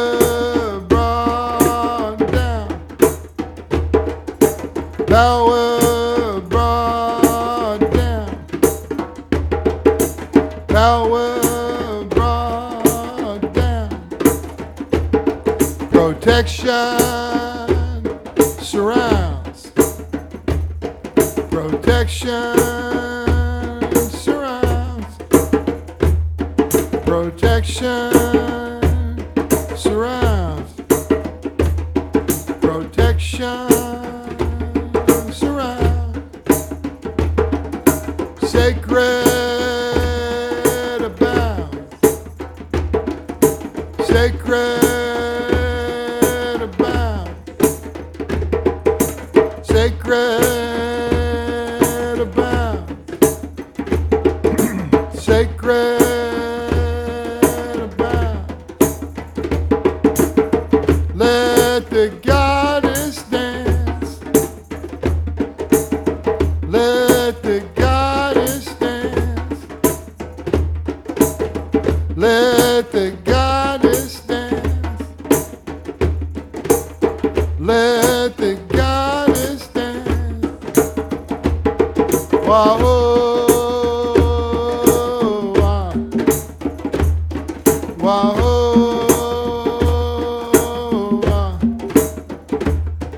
wow,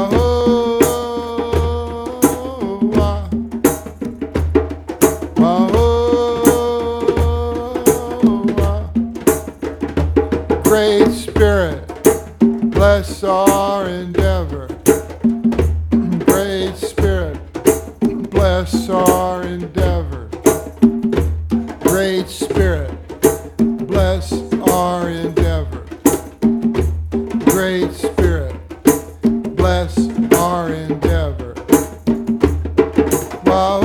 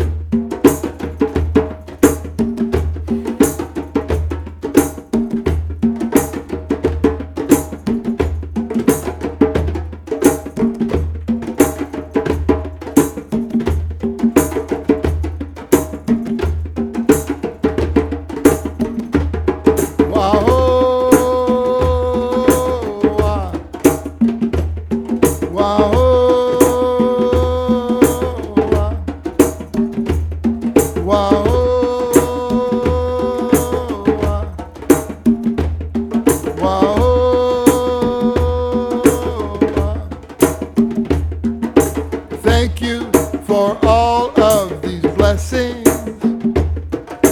coming to us right now. Thank you for all of these blessings coming to us right now. Thank you for all of these blessings coming to us right now. Thank you for all of these blessings coming to us right now. Aye, aye, aye,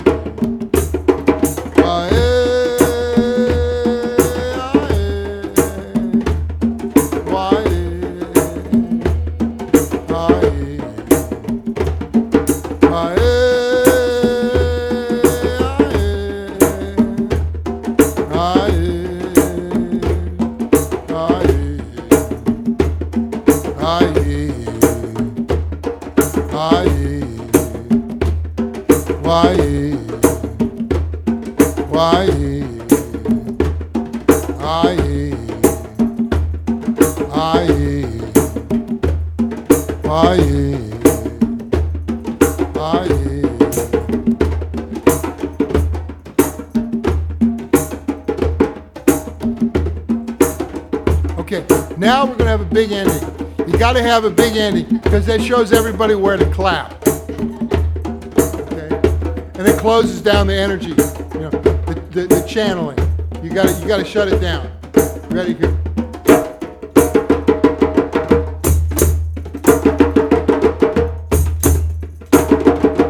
Okay, last one. Here it is. Oh, ho. Yeah, you got to clap.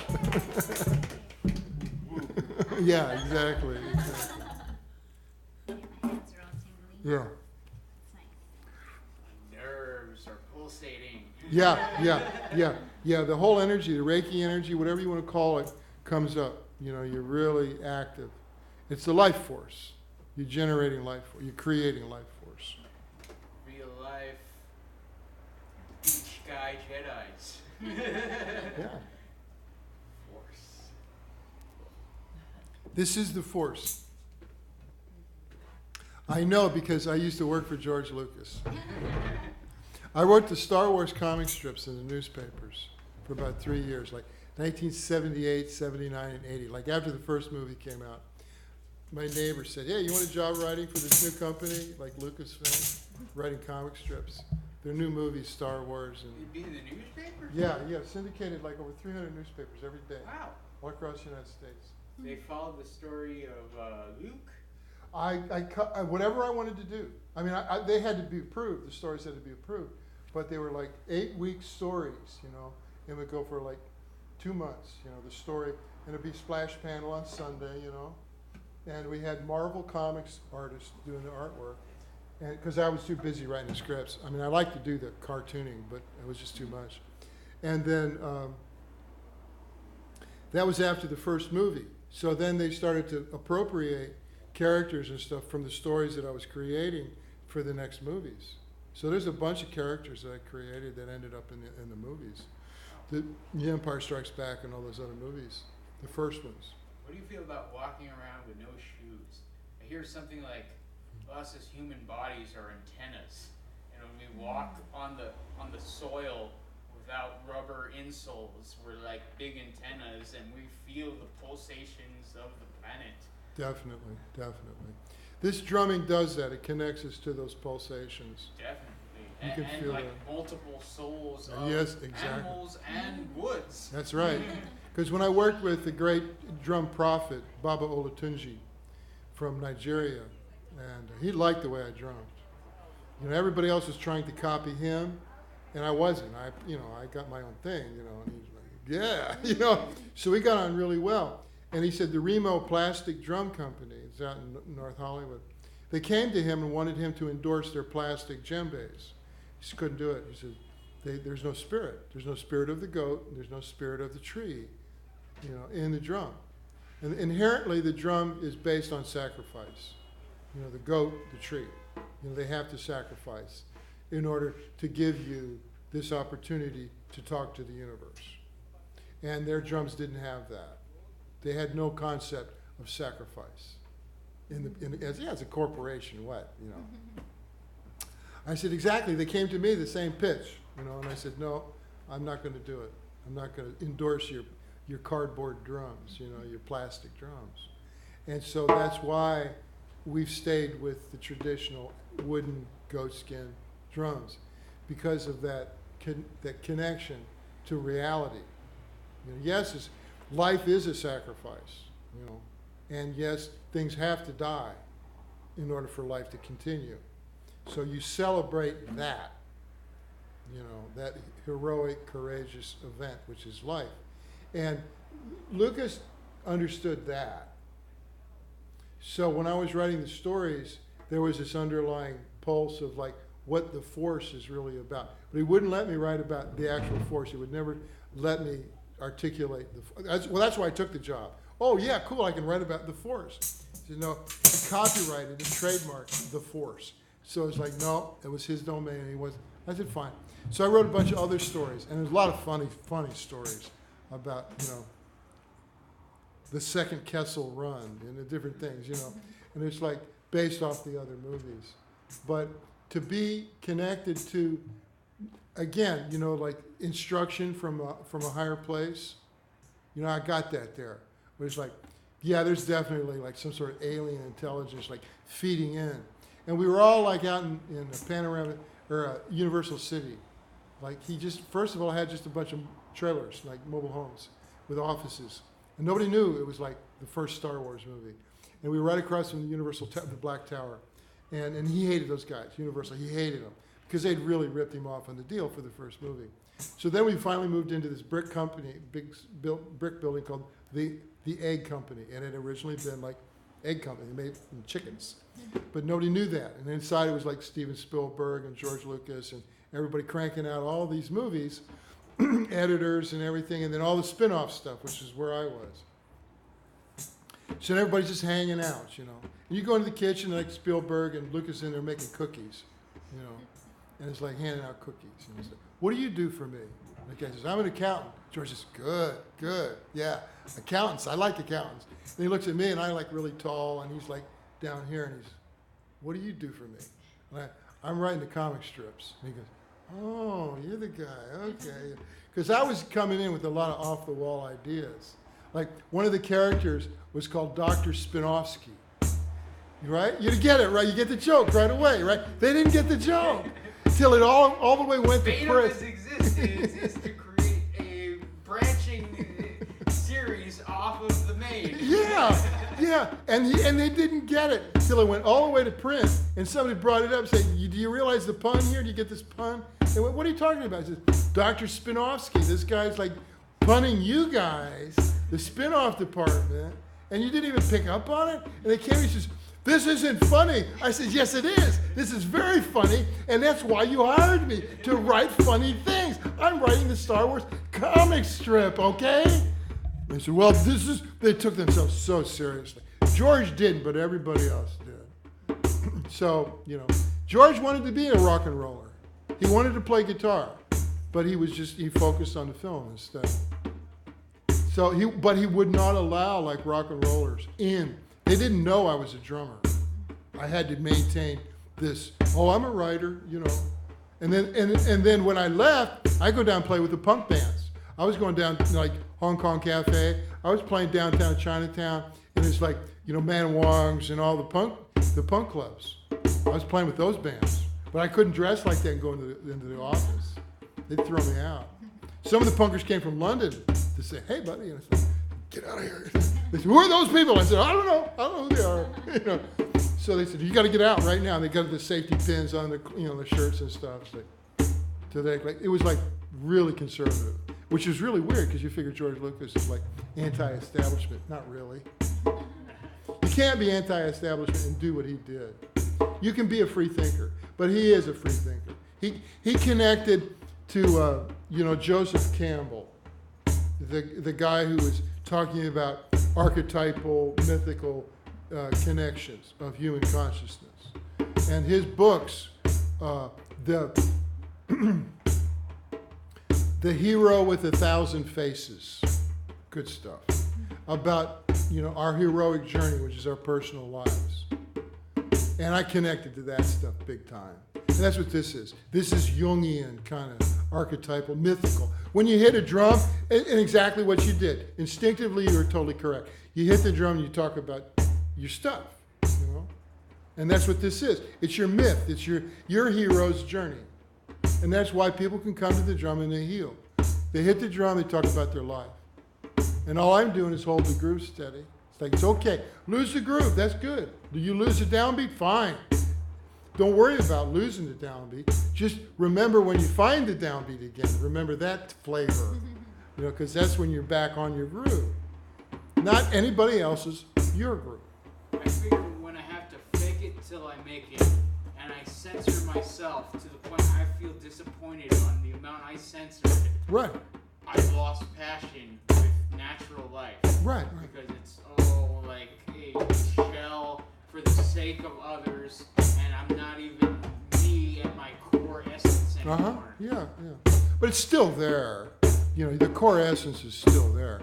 It's just you reconnect to it.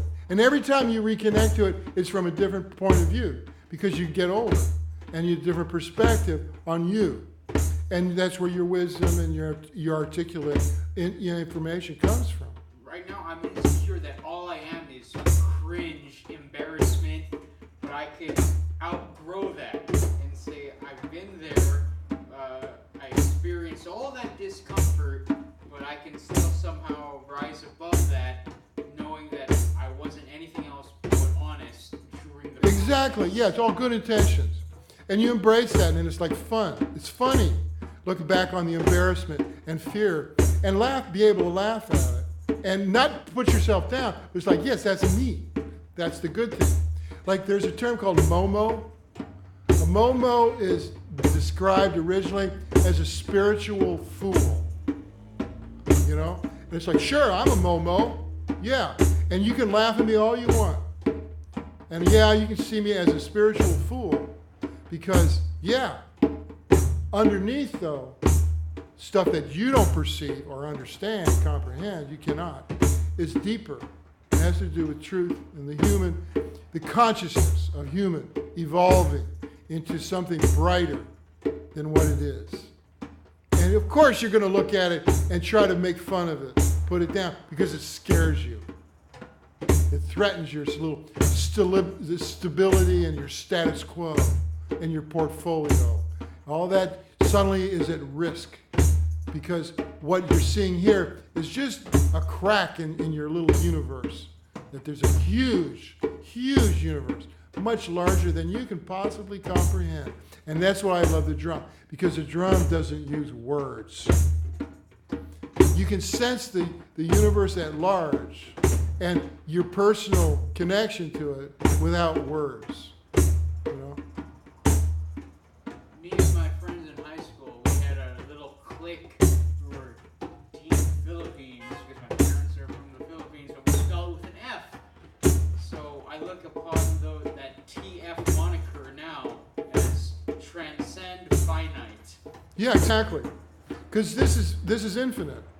When you're in a groove, the grooves you sense that the grooves have been going on forever. Infinite grooves. So you connect to that timelessness from your human condition and witness the ineffable infinity of the universe and not freak out. You just in your groove, you keep going. It's like, yeah, that was wonderful, but of course you're still in your earthly coil, and it's like you got to make it work. And it's like, okay, you can do both. Your mind is in the stars, but your feet are on the ground. And if your feet are on the ground, that means they can dance. And George Clinton of Parliament Funkadelic said it best. He said, what good is the answer to the universe if you can't dance to it? So that's kind of where my philosophy becomes very practical. I'm ready to play all of Mortality's parts. On a demo casting reel of reality. Every possible position is okay with me because that means I live the spectrum. Right. And I'm ready for superpowers. If That's when, the yeah. reward. And that's where you choose. That, and then your universal power, masters of the universe. You choose. I will be this. I will be that. These are my universal power tools. That's what this is. Power tools.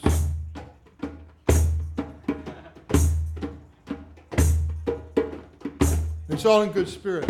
You don't have to worry about aggression or hate or anger or resentment because this cleans that up. This makes you honest. The universe told me this is like psychic laundromat. People come and they get cleansed. And it's not what I do, it's not what we do, it's just that's what happens. And I don't need words to explain it. Although I love to talk and I love to write about it. Like this groove right here, this is originally, it's a 3. 1, 2, 3, 1, 2, 3. So it's a waltz if you're in Vienna, but if you're in Africa, this is the rumba, the original African rumba. If you're in Ireland, this is the original Celtic jig. If you're American Indian, this is the kachina and the ghost dance. If you're in the Malaysia, the Far East, this is Kali Salat. This is the stick fighting rhythm. If you're in South America, this is, like in Brazil, this would be the magical, their version of, macumba. If you're in Cuba, this is Wawanko. Haiti, this is voodoo. But it's all good. It's not like black magic. Wasn't played right before a ceremonial killing? Similar, yeah. But I don't go there. I know that place. But I don't go there. This is Montana Avenue. You got to respect the community that you're in. That's why the downbeat holds it together. What was the traditional tempo played before orgies? Before what? Orgies. This is the blues. This in New Orleans, in the South, in the Gulf, this is the old blues. This is the sex group, all based off the 3. And it's like when you speed it up, then you get Led Zeppelin, you get like Rolling Stones, you get that high-powered. So I tell people this is a power group. You get your both brain hemispheres going back and forth like this. Similar to the heartbeats per minute. It is heartbeat rhythm, exactly. That's right, you're right. The heart beats in the 6. 1, 2, 3, 4, 5, 6. 1, 2, 3, 4, 5, 6. 1, 2, 3, 4, 5, 6. 1. Yeah. So you're right. You're totally right. So that's a mystical rhythm. You play off that rhythm and all sorts of stuff happens. There's probably a lot of club banger songs like that, knowing that formula math. Yeah. It is math. But there's something else to it too. So the mystical ingredient is, again, from New Orleans and that southern thing, which is the blues, which is survival rhythms. And the blues is not about feeling sorry. It's about getting over the rough stuff and getting on, surviving, and enjoying the good stuff. So this is a survival group. This gives you momentum, moving on through. And every culture uses it. It's also military. It's also war group. It's a Zulu war beat, but it's also John Philip Sousa, Marine Corps, marching songs, as well as the blues. Now, for instance, when we speed this up, it turns into like the Doors, like really cooking electric blues from the 60s, because they were, you get connected. You know that groove works. That tempo works for the people. This one kind of reminds me, but not as slow as the Queen We Will Rock You one. Yeah, it's close to that. That's in a 4. You know, I always go to that because people know that beat.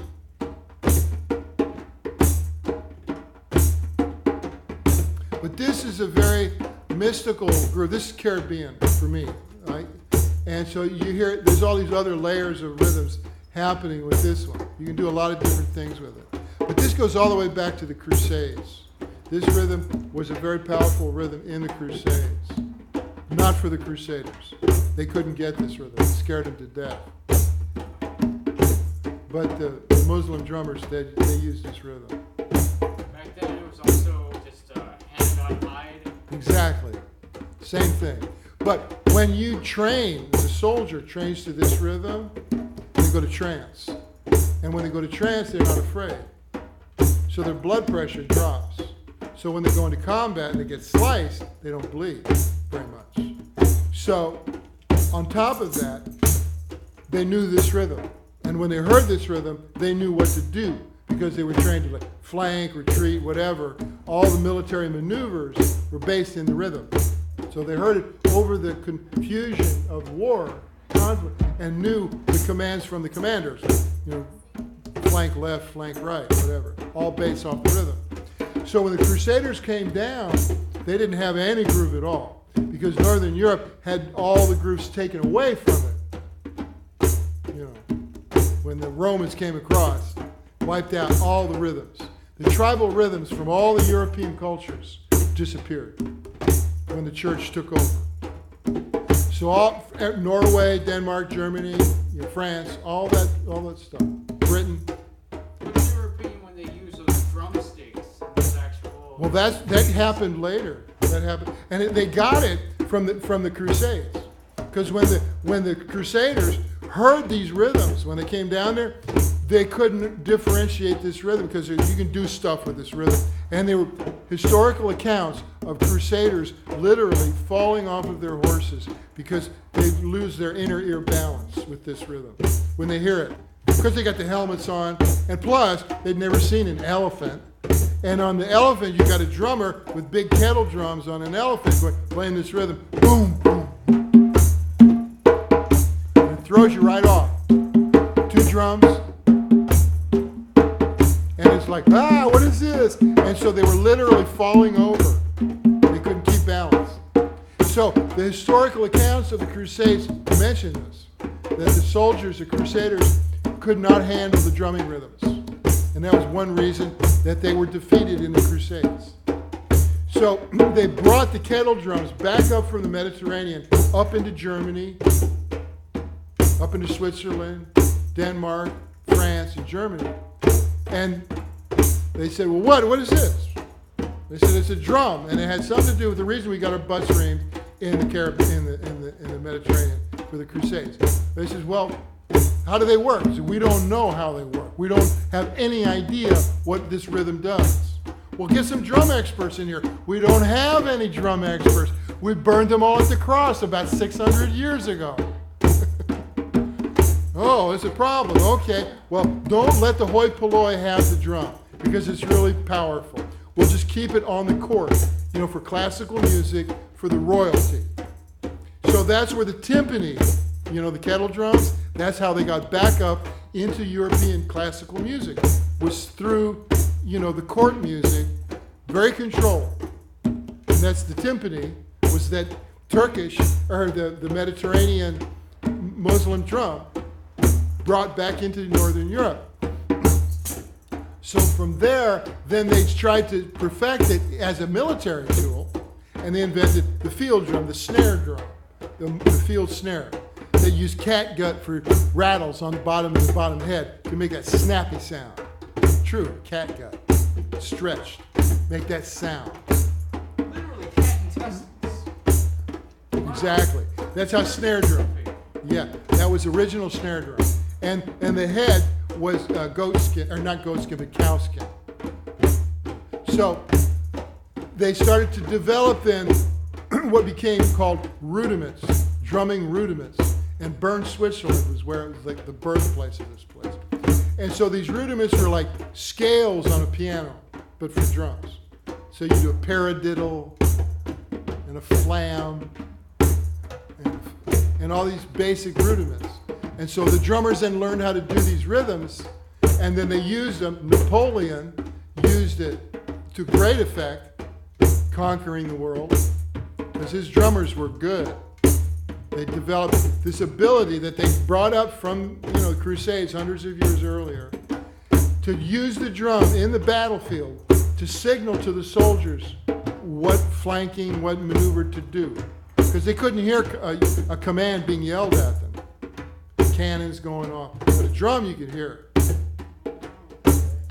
So that became very effective for Napoleon. So along comes the British, and they said, we got to put an end to Napoleon. They said, what's his secret weapon? They said, the drums. So what is his drums doing? So the British picked it up from the French. They said, okay, they developed their version of the drum, the military drum, for combat. But there's the same principle, a catgut on the bottom of the snare drum. Snap, snap, snap. So, British finally defeated Napoleon, and then you have the American colonies. So, the drum teachers in the American 13 colonies were teaching the British form of drumming. The rudiments, the way the British had learned it. Well, so the colonies have now decided to break away from England. So now it comes the Revolutionary War, and George Washington sees a problem right away. Because the French explained to me, he says, your drummers have a problem. They're playing the same beats that the British are using. You got to get your drummers to come up with their own beats for the soldiers to hear, because the soldiers are getting confused. They're hearing the British and they're hearing the American drummers playing the same thing.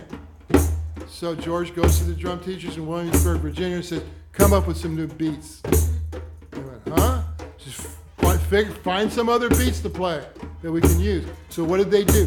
They looked around and they listened to all the different people who had already had their beats. American Indian, slaves, from every place in the world. Philippines, big part of it. So they came up with the American 13 rudiments. And that's where rock and roll was born. 1776. That old painting, I don't know if you're familiar with it, but it's the spirit of 76. And it's the battlefield. And there's three guys. And they're marching. And one guy's got the original colonial American flag. And the one guy's playing a fife. And he's got a bandage on his head. And the little kid is playing a snare drum, marching. And he's looking up at these guys. And they're hammered. They've been through battle. But they're playing the spirit of 76. And it's a fictitious image, but it's actually very true. The kids played the drums. They'd just literally be in the background where it's safer, but they can still be heard. No, out of the front line. They weren't in the background. They had to be on top of the hill so the soldiers could hear them. They couldn't hide. So usually, these kids, girls as well as boys, in the Revolutionary War, were trained as drummers when they'd hit about 10 years old. That's when you're a really good drummer, 10 to 14. And they were the first ones that would get shot. Because the British would shoot it, because they knew that was the lines of communication between, General Washington and the soldiers. And so, like a rollable wood fence while they did that? Well, again, the sound of the drums had to penetrate the din of battle. So back east, they have these reenactments of the Revolutionary War, and the kids, they come out and play the snare drum. And you feel it, man. You feel it. It's a heroic thing for those kids to do that. And it's a connection. That's a heritage, So those grooves were part of the American Revolution and part of the colonies. But New Orleans, entirely different situation. This groove in New Orleans became the blues. It's closing in on 9. Oh, really? Yeah. Oh, okay. So Sorry, I go all night. Okay. Night full of artistic, passionate continuance. Yeah, it is continuing. It's like the Grateful Dead. The grooves are just going. They just start playing it again. And it's just always going. And these are survival grooves. You feel these in your body. You'll feel them later. You'll sleep with these. You have dreams. And it's like, it helps. It just helps a lot of people. Like tomorrow, I go up and I drum with people in recovery in Beverly Hills. And I go up to the Palisades on Thursday. Drum for an hour, just what we did. We just hit a groove and they feel better. Is there a way you could recommend getting this kind of therapy out, but minus the sound? Is there like a silent way to listen to it on your headphones? Try different You're things. in an apartment with lots Right. of dwellers next Yeah, to I got you? my CDs. I got a lot of CDs. I'll give you one. There's a recovery CD. There's affirmations and all that stuff. I was thinking like the way they have digital drums, and then people wear a headset while playing it, but they Mhm. still get that full effect that they're playing it as loud, level 11. That's what I want to do. I want to have an app that does that, where you can play along. The visual will be my hands on a drum head, and then they can play on their iPhone, exactly right with me, and they improvise over my basic downbeat pattern. And it's laid back. It's not pushing. It's not a digital drum machine. It's not locked in to a sequencer. It's organically. It's going to change. Because the secret to this is this ability to be late. Because when I'm late, this person automatically lets go of the anxiety. Backing off is the key. Easing off the automatic pilot that Exactly. gets them to interact. Yeah, makes you human. So that's laying back, and that's the app that now I finally figured out what I want in the app. I don't know if I'm going to learn how to write an app or not. I don't know. We'll see. I don't want to really involve anybody else because they'll rip me off. Local JCs, there's a computer club and a developing, I don't know, in my community college, in my city, you just brainstorm with people and they come up with stuff. Yeah. And like you all share the credit and it all goes towards their portfolio, Mm-hmm.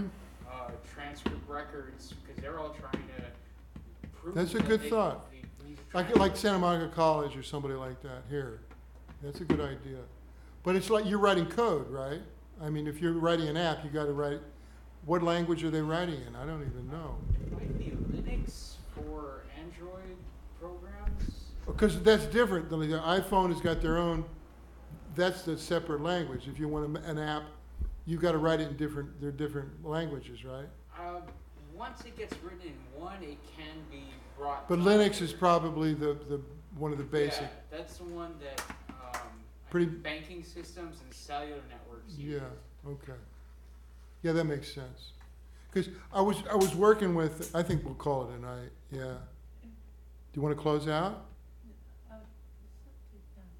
No, we don't have to. Yeah. Because we close like the way we do open, but we're good. We're good. I'll go for another can.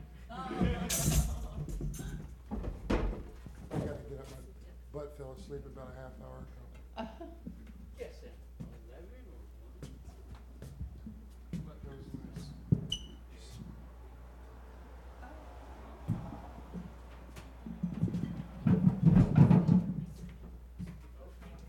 So here, check out. This is the switching program. The OBS, open source broadcasting system. Oh, I see how that's on. That's YouTube. Nice. So the delay is this is the actual signal that we're getting, receiving from YouTube. And this is what's going out. So there's a delay. Nice. About 15 seconds. Who's your provider? We're using Verizon. Nice. She's, I don't know, it's a fast line. Where's Fias? Fias. Oh, FiOS, FiOS. So you now switch from here to here. So you see that just panning. Yeah. Get my rings. No one is really controlling this remotely. It's just like automatic set. It automatically cuts back and forth from one camera to the other. Wow, what was the brand name of that camera mount? It's right here.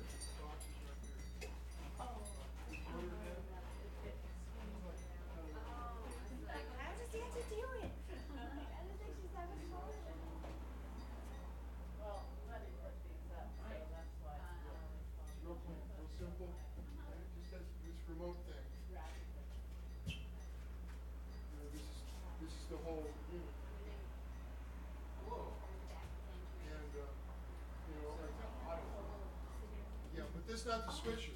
Thank you. There's Switcher. one left, that's all I want. Just a You little bit. sure? Excellent. On that Yeah. mouse. Thank you though. Click. Yeah.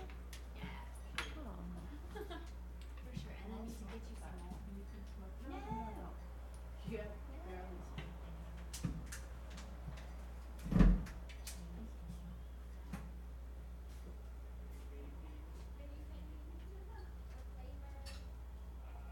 Berry, cream, and vanilla custard.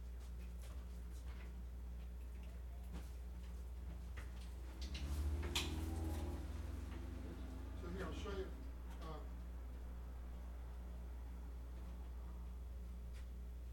auto mouse click.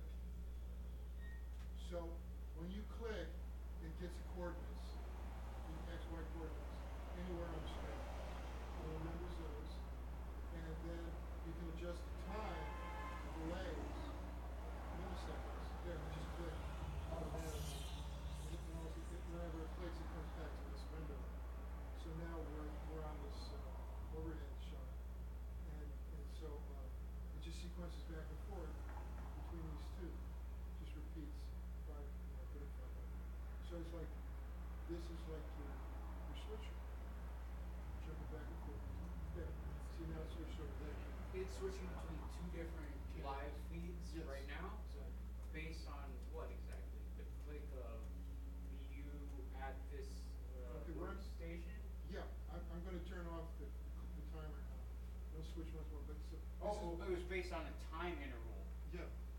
So this is the other, this is one camera, this is the other camera. Oops, that's the last play. So now it's not gonna switch. So the time interval is 24,000 milliseconds. 24 seconds? And so that's kind of like a, comfortable switch rate. Twice every minute. Yeah.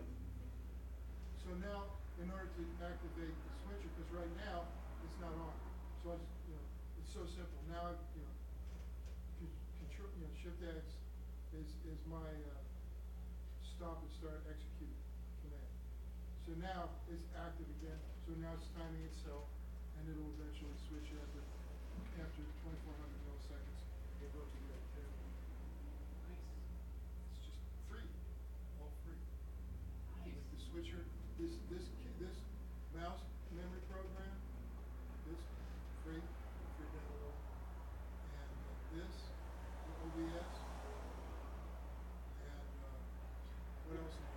What other establishments would you recommend that have been doing such like a automatic surveillance feed, yet also provides entertaining content to anyone who wants to?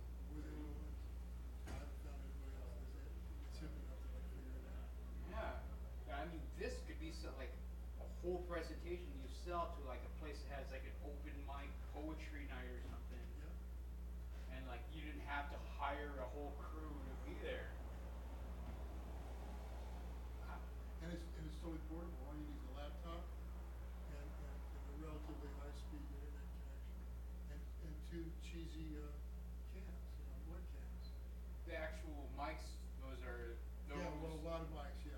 This Pro Tools here and I'm a mixer and And that all hooks up to like a USB device that plugs in. it all feeds into the Pro Tools in this generation, new generation, has a Thunderbolt connection. But Yeah. it's just USB. So the cameras are coming in through USB. And what's interesting, I'm using these powered USB hubs to like juice it, push the juice. So I It get doesn't draw current from the Right. laptop. Yeah, so it keeps the resolution up on the cameras. If I don't have the powered hubs, the resolution drops, it only handle lower res. So if I want to bring in a camera, like for instance here, video camera device, and it shows me what cameras are available, I got a bunch of cameras out there. And I can choose one of those cameras, and then it also shows me the resolution that the camera's willing to work at. You have more than just those two. You also have surveillance cams for the shop. Yeah, with that camera looking out the front window, and then when I do drum therapy, like one-on-one drum therapy, that overhead behind me is, here I'll show you that.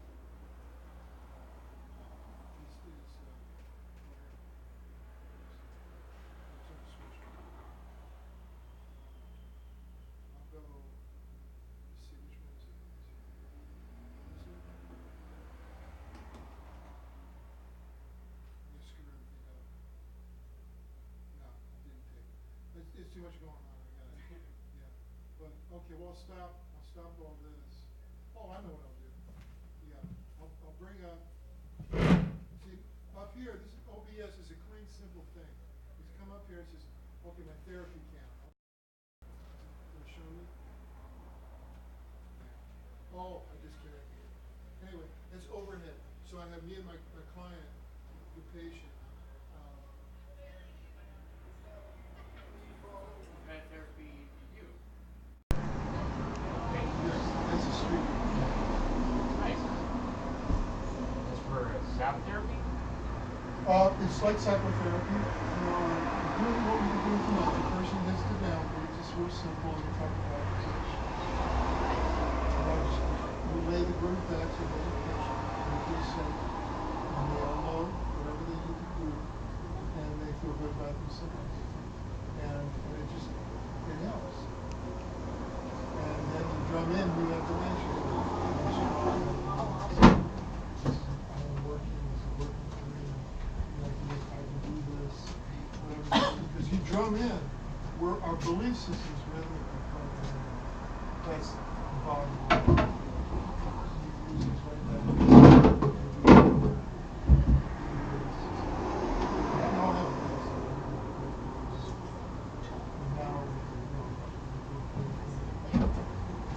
How interesting is like client like myself that kind of has that maybe 2 decades experience living introspectively against the grain, outcast in high school groups, but like realizes what's important in life and like sustain. It's only one session. They are pretty bold to go there, and they probably have that direction. All they need is just that confirmation from one single soul to say, I wasn't crazy. Everyone around me who was into pop culture was crazy, and I finally found a similar soul. I had a lot of cases. Brilliant people. All angels. The world could just tell them that they were wrong. Yeah. And they were right all along. They haven't believed in themselves. So I drum it. I believe in myself. And you drum it in for 60 seconds or 1 minute. And the rest is What do you feel about big pharma telling people that like you're allowed to say you have an imbalance, you're allowed to be grumpy and sad? I feel like you don't feel like that because you don't have a job right now. It's really cushy, and you have a lot of time to dwell on what makes you unhappy. But if you just say there's a goal I have, a hurdle I have not tried to do, and the second I tried to do it, whether it was like a personal art class at a community college or just sharing at an AA meeting, that was so fearful and scary, but I defeated it. I feel better, and all the problems are gone. I don't need drugs. I don't need SSRI, MAOI, reuptake inhibitors. This is, I get people offered pharmaceuticals. They seem like really driven people that they know that all they need was one moment in public acknowledgement that I'm not crazy, it's the rest of society that is making a buck off of the people who want those easy solutions.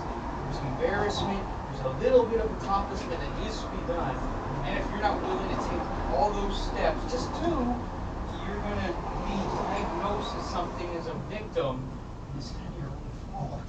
Like I do this all over the country. I have a certification program. We got helm tone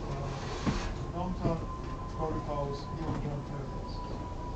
And after I do them 100 hours of training. So I had one kid came and studied with me on Wednesday, which is great. And he's brilliant kid, and his dad's military. So the bus is in high school. And so the diagnosis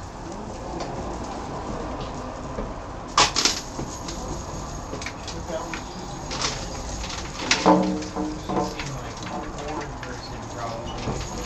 Yeah, it would be challenged in this environment to do anything beyond this comfort. I think he took it off a little bit. Oh. But at the same time, we think I also need more on one there. We came to go to the store. So we drummed, and knew that I did not. We slowed it all the way down, fast, all the way down. And afterwards, it was sort of explained to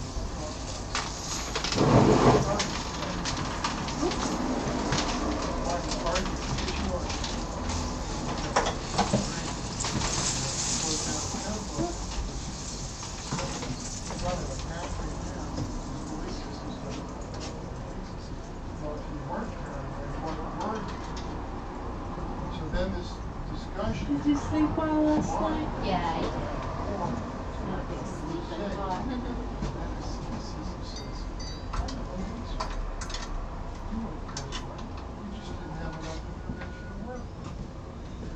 And he made all those logic and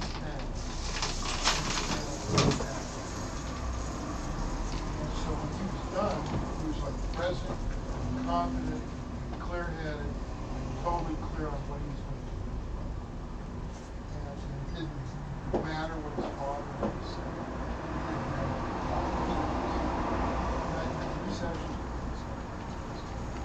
Such a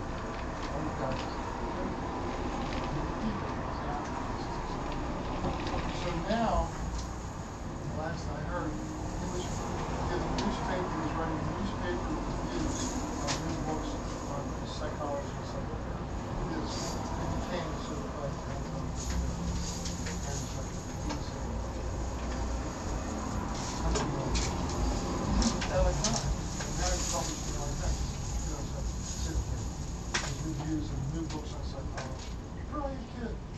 And it's like he had been completely shut down by this conventional definition. So the drums is used as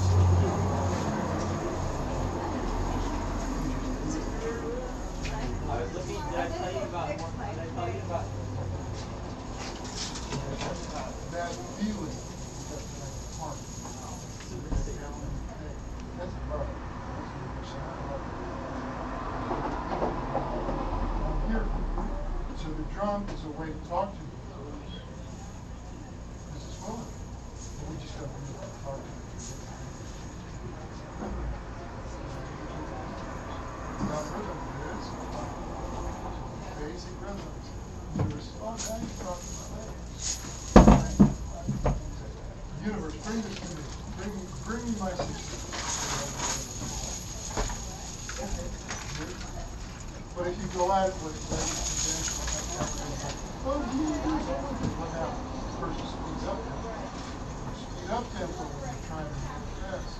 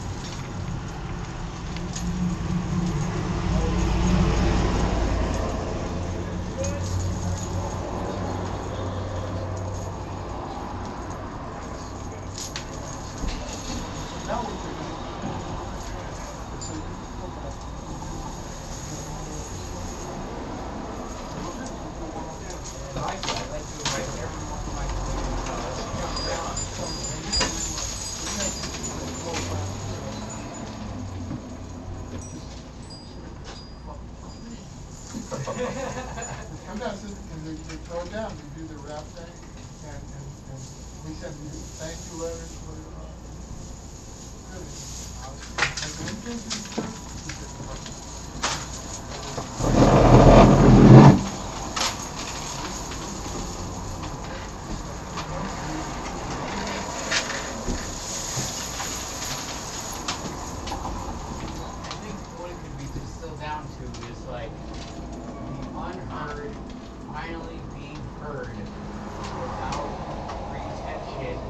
about the old routine they're used to. They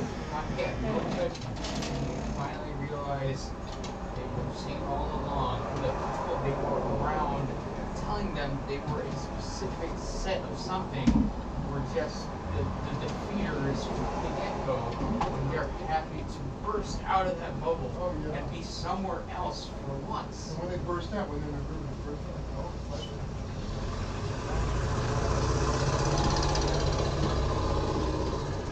Your energy tonight. In my 9 around my 75-year-old parents. You shouldn't think like that, Andrew. Everyone is bad. They only want to listen to you.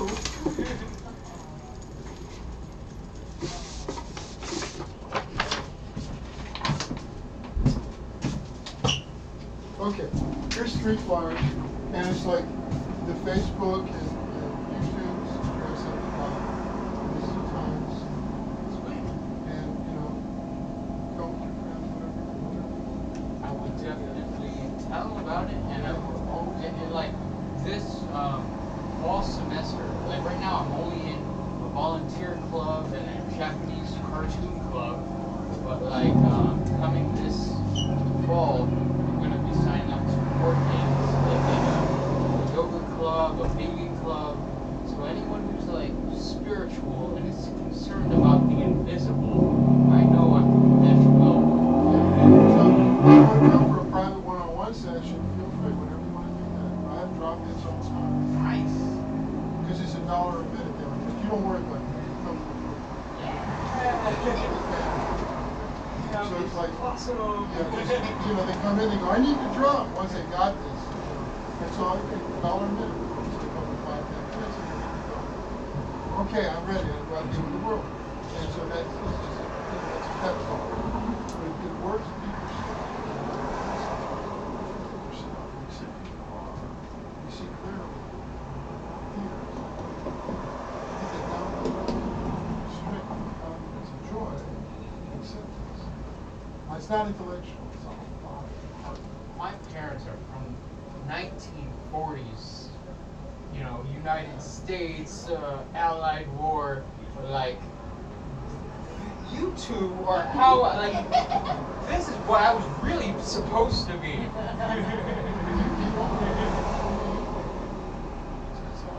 Everybody's different.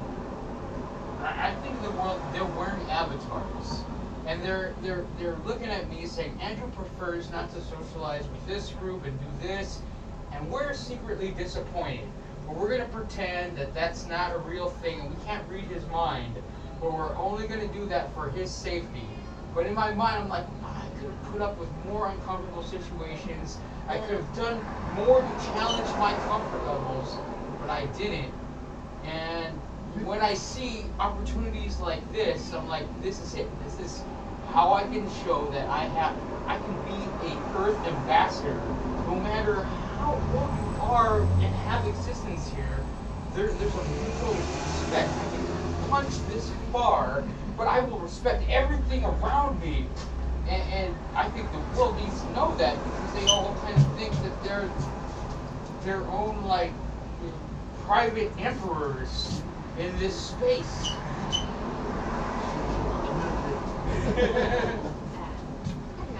You're on the right track, man. I don't feel this is really 2016, but I think this is 2016 for my sake of understanding and empathy. And I just want to say, hey, I'm ready for like year 999 to the power 999. You're in the right place. You know I am confused.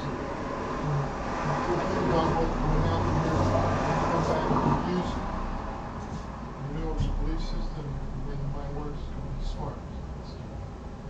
Okay, I can do this, I can make this work, I can do this work. When you start to visualize what you want and manifest, because this is